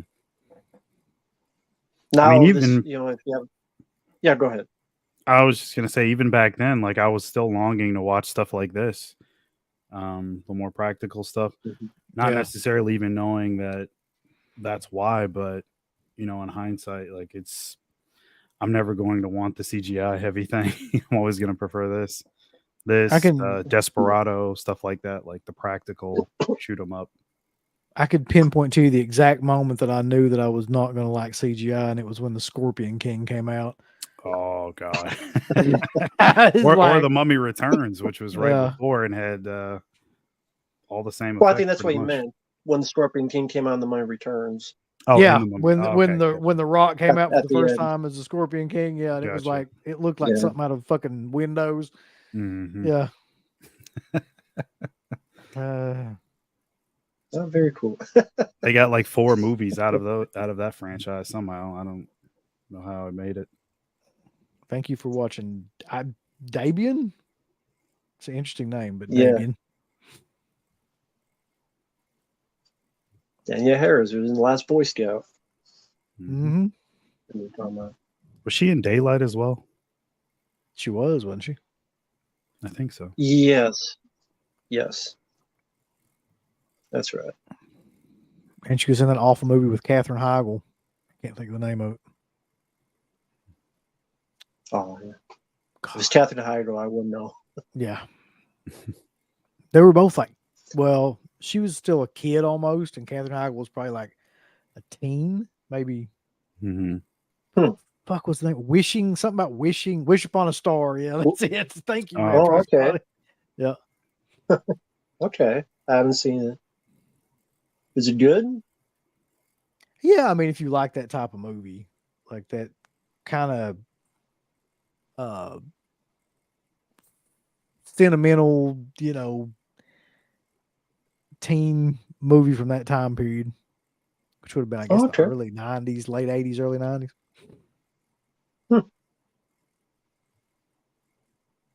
Yeah, 97. So in the word print when they first shot the film, after Van Damme does this kick, he throws a grenade, explodes in Lance's lap, and that was the end of the movie. So the test audience, they wanted a bit more, so that's why you get this. As soon as Lance turns and kicks the barrel, it's all additional footage that they went back and shot. So that's why if you guys, anyone out there sees the work print, that's why it's missing, because they shot after the test screening. That's a great line. Load me. Yeah.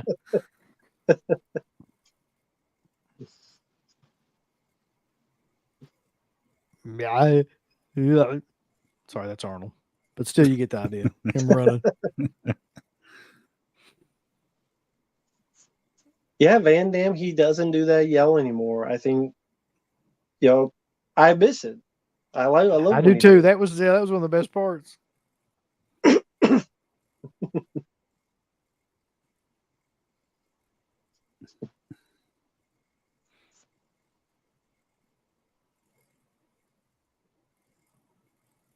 It's a hardcore match now. Yeah. like ACW.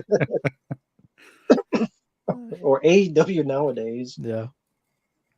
What was that thing today? Like someone wanted to use real glass, and someone said, "Fuck that! I'm not using real glass." What are you talking about? Yeah, It was I read something that.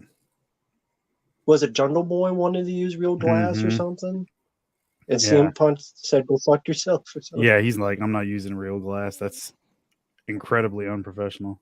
I agree. It really is, you don't man. need Like, that. they'll do that shit in like a major, like, save that shit for like the backyard wrestling stuff. Yeah. They didn't even do that stuff in ECW, man. Like, they didn't use fucking glass and shit. Or very rarely did they ever do that. I was gonna say they did. I know for one match. Yeah. I think it was. I can't remember the name of the match. Somebody will know on here probably. I think it was Axel Rotten and Ian Rotten, where they taped their hands up, dip it in super glue, and then put the glass on their taped up super glued hands and punch each other. The kickboxer match. Yeah. Some kind of crazy Tom shit Poach like match. Yeah. This is great scene. Yeah.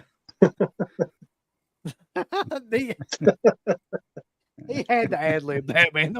There's no way somebody fucking told him to say it that way. Yeah. Not because, in the work print that doesn't happen. It just falls and explodes. So they wanted to add something a little bit extra, which works. It's memorable. Very memorable, yeah.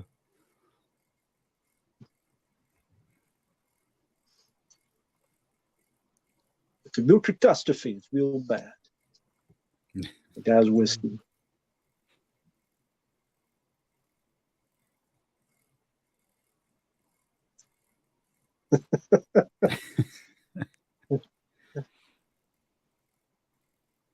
Real catastrophe. See there?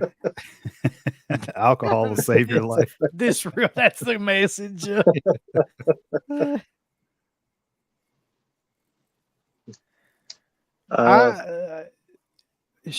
Man, I feel I feel the same way about this movie as I did about To Live and Die in LA. I just don't think that the 4K, maybe it's me, Mhm. maybe it's something about the settings on my television, whatever. Maybe it's something about the way Kino remasters 4Ks. I don't know. But like the 4K is just not overwhelming to me. Mhm.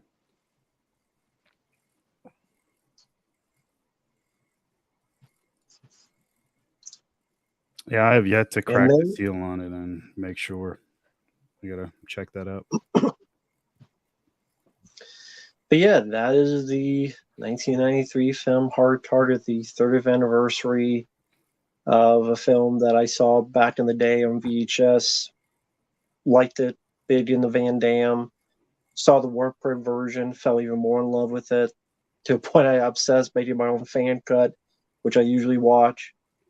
And I think in a way, like movies like this, like when I think of my favorite movies, is like this film, Aliens, Rambo First Blood Part 2.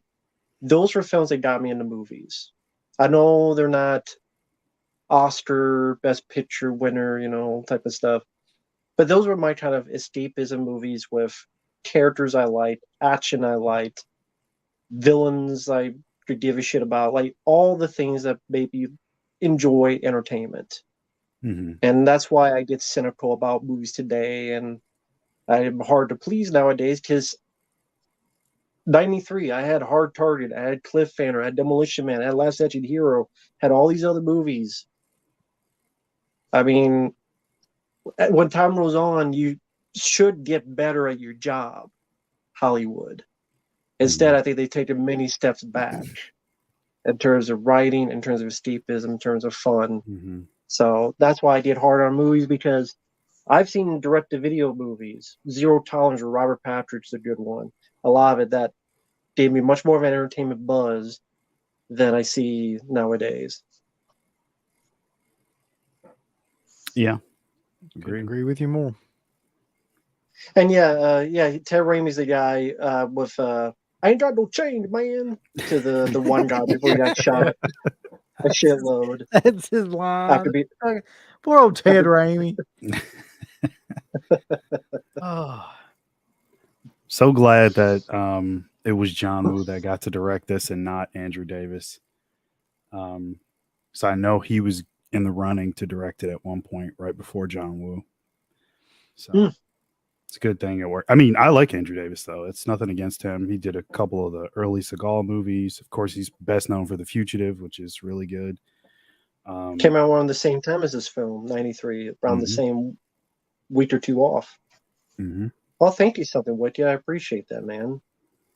Thanks for the good company on a hot Sunday night in Texas. I talk of Texas, yeah, exactly. Did your transformer blow up 12 miles away and have fucking shitload of fires too and loss of power? it was K&B, by the way. They just showed I'm watching the credits here. Oh yeah, So, Mhm. yeah. Curse Vindictive and Birder. By the way, side note, Robert Kurtzman is like one of the nicest fucking guys of all time. Like back in the old days of Dead Pit, like he was like he used to listen to our show and he used to really like champion it. And we met him at a bunch of different conventions and everything, and he gave us a bunch of stuff for free, including that bust back there. I don't know if anybody can see that bust with the hat on it behind me, but that's a Rage bust from the Let movie me that he see. did called The Rage that he See if directed. people can see what it is. Yeah, let's see. Back here with the hat on. Mhm. Right there. Yeah. Oh, okay. That actually came from he actually designed that. Wow. And just he was a great guy though. Still is a great guy. Very cool. And you guys never got him What do you mean? for an interview? Oh yeah. Yeah, we Did you? did interview. Yeah. We interviewed Kurtzman a long time ago. I'm gonna have to look through the Was archives. that I don't around the remember that. time? Was that around the time the what was it? The Bird, not Bird, but the didn't he direct a movie about the Rage? Is that The what it's called? Rage, The yeah. Rage? That's what that bust is actually like one of the creatures from the Rage. Yeah. Okay, that's what it was filmed. The Rage. Okay. I think that would have been around the time we interviewed him. So, Mark, if you want to like look that up, Okay. look up the year The Rage came out, and it would have been that year that we would have done the interview because he was promoting that movie pretty heavily. Okay. And I know we've never done Nicotero, and I've tried to get him a million times. And Howard Berger, don't have any idea. 2007. Yeah. 2007. That's the early days. It's like one of the first years of Dead Pit. Yeah. 2007. So Would have been our second year, yeah. Okay. But yeah, I don't want to keep these guys on too long. I know it's a pretty late night for the next coming week of what you guys got coming up, both of you. I know Garrett said something about a Stream 3 assembly. Mm-hmm. What was that, Mark? I know he mentioned to you like you had a link or something. Or Yeah, I forgot about this. Yeah. Yeah, so he sent me a link. We were talking about it on the birthday show with Uncle Bill and CK, and he sent out a link that got taken down. And then me and him were messaging back and forth for a little while there. And I told him, like, don't worry, I'll find it. Usually if it's something like that, I'll dig until I find it. And I did. It took quite a while, but I got a good copy. Well, as good a copy as you're going to get for the work print. It is like time coded. And I found 2 links for it. So if one goes down, we should still be good. Yeah. And one of them is really hard to find. Like you'd really have to dig for it. So yeah, he set it up and we're good to go. I can't wait to do that. I think that's Tuesday. so for those who don't know, what was it that I'm not good with dates, Mark. Okay. Well, when me and Garrett were talking about it, I think he said Tuesday. We're doing it Tuesday. So for those who don't know, it's a Stream 3 work print, right? Mm-hmm. Watch along. Yep. I just got released somehow, and yeah, he asked me to. I might be on, I might not. We'll see how things are around here. I would just need the link. So if Mark, if you want to send it, I'll on shoot it Instagram, over feel to you free. right now. Give me 1 second. Now, UB, do you guys have anything coming up on it? I know September you got the Masters of Horror. There's another. I wish my phone hadn't fucking died. So let me look this up real quick. Give me a second. I know in October you guys have an Exorcist. Yeah, that's something. the other big thing that's coming up too. So I guess the next really like big thing would be the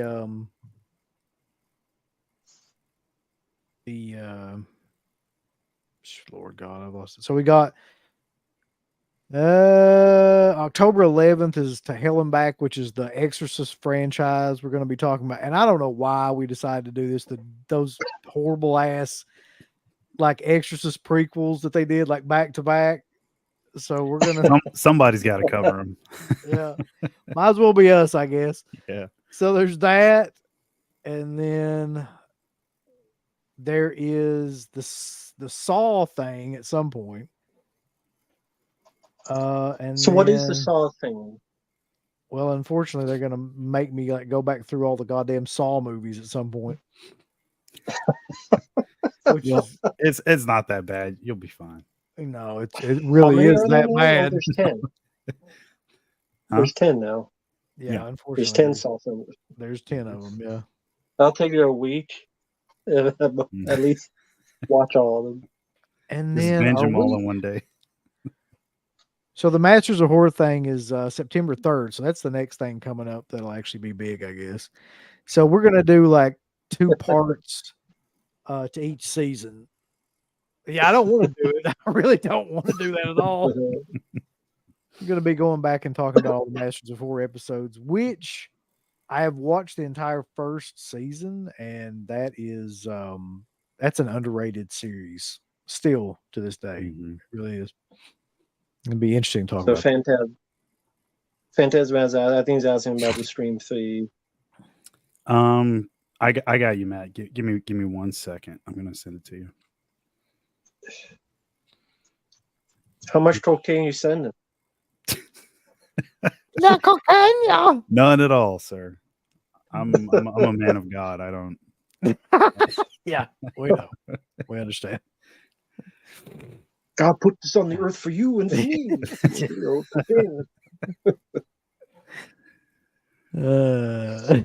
Chevy Matt. Chase style. You should be good. I sent it. There you go.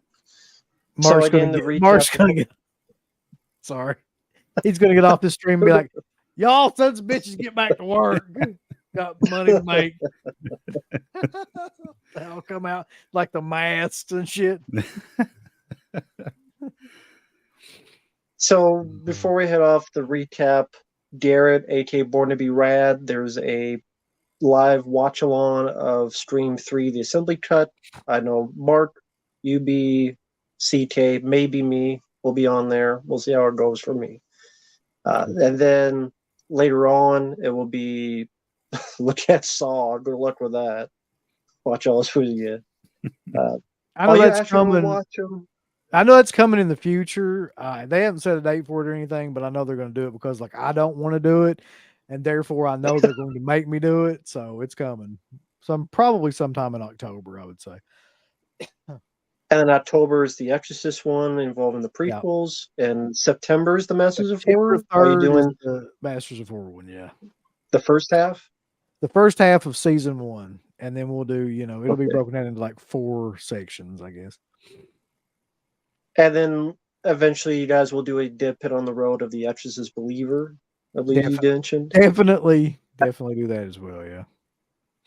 So be on the lookout for that. How about you, Marq? Anything on your channel coming soon? A couple unboxings. I finally got my Vinegar Syndrome order in after what feels like a year. And second site unboxing. Got a bunch of stuff, so I'll be doing those soon. Very cool. Any quick thoughts on that before we head out? Or you want I just save it for the unboxing if you want to. It's up to you. Yeah, I'll save it for the unboxing. Cool. All right, so I'll let these guys head out. And thank you guys for joining me on this. It was a lot of fun. Went by very quick. It did. And trust me, That's right. on a personal, I thank you because I needed this. It was a big stress relief for the bullshit of Texas sucks. But thank you all for watching. Take care, everyone. And we will see you guys down the road. Later. See y'all.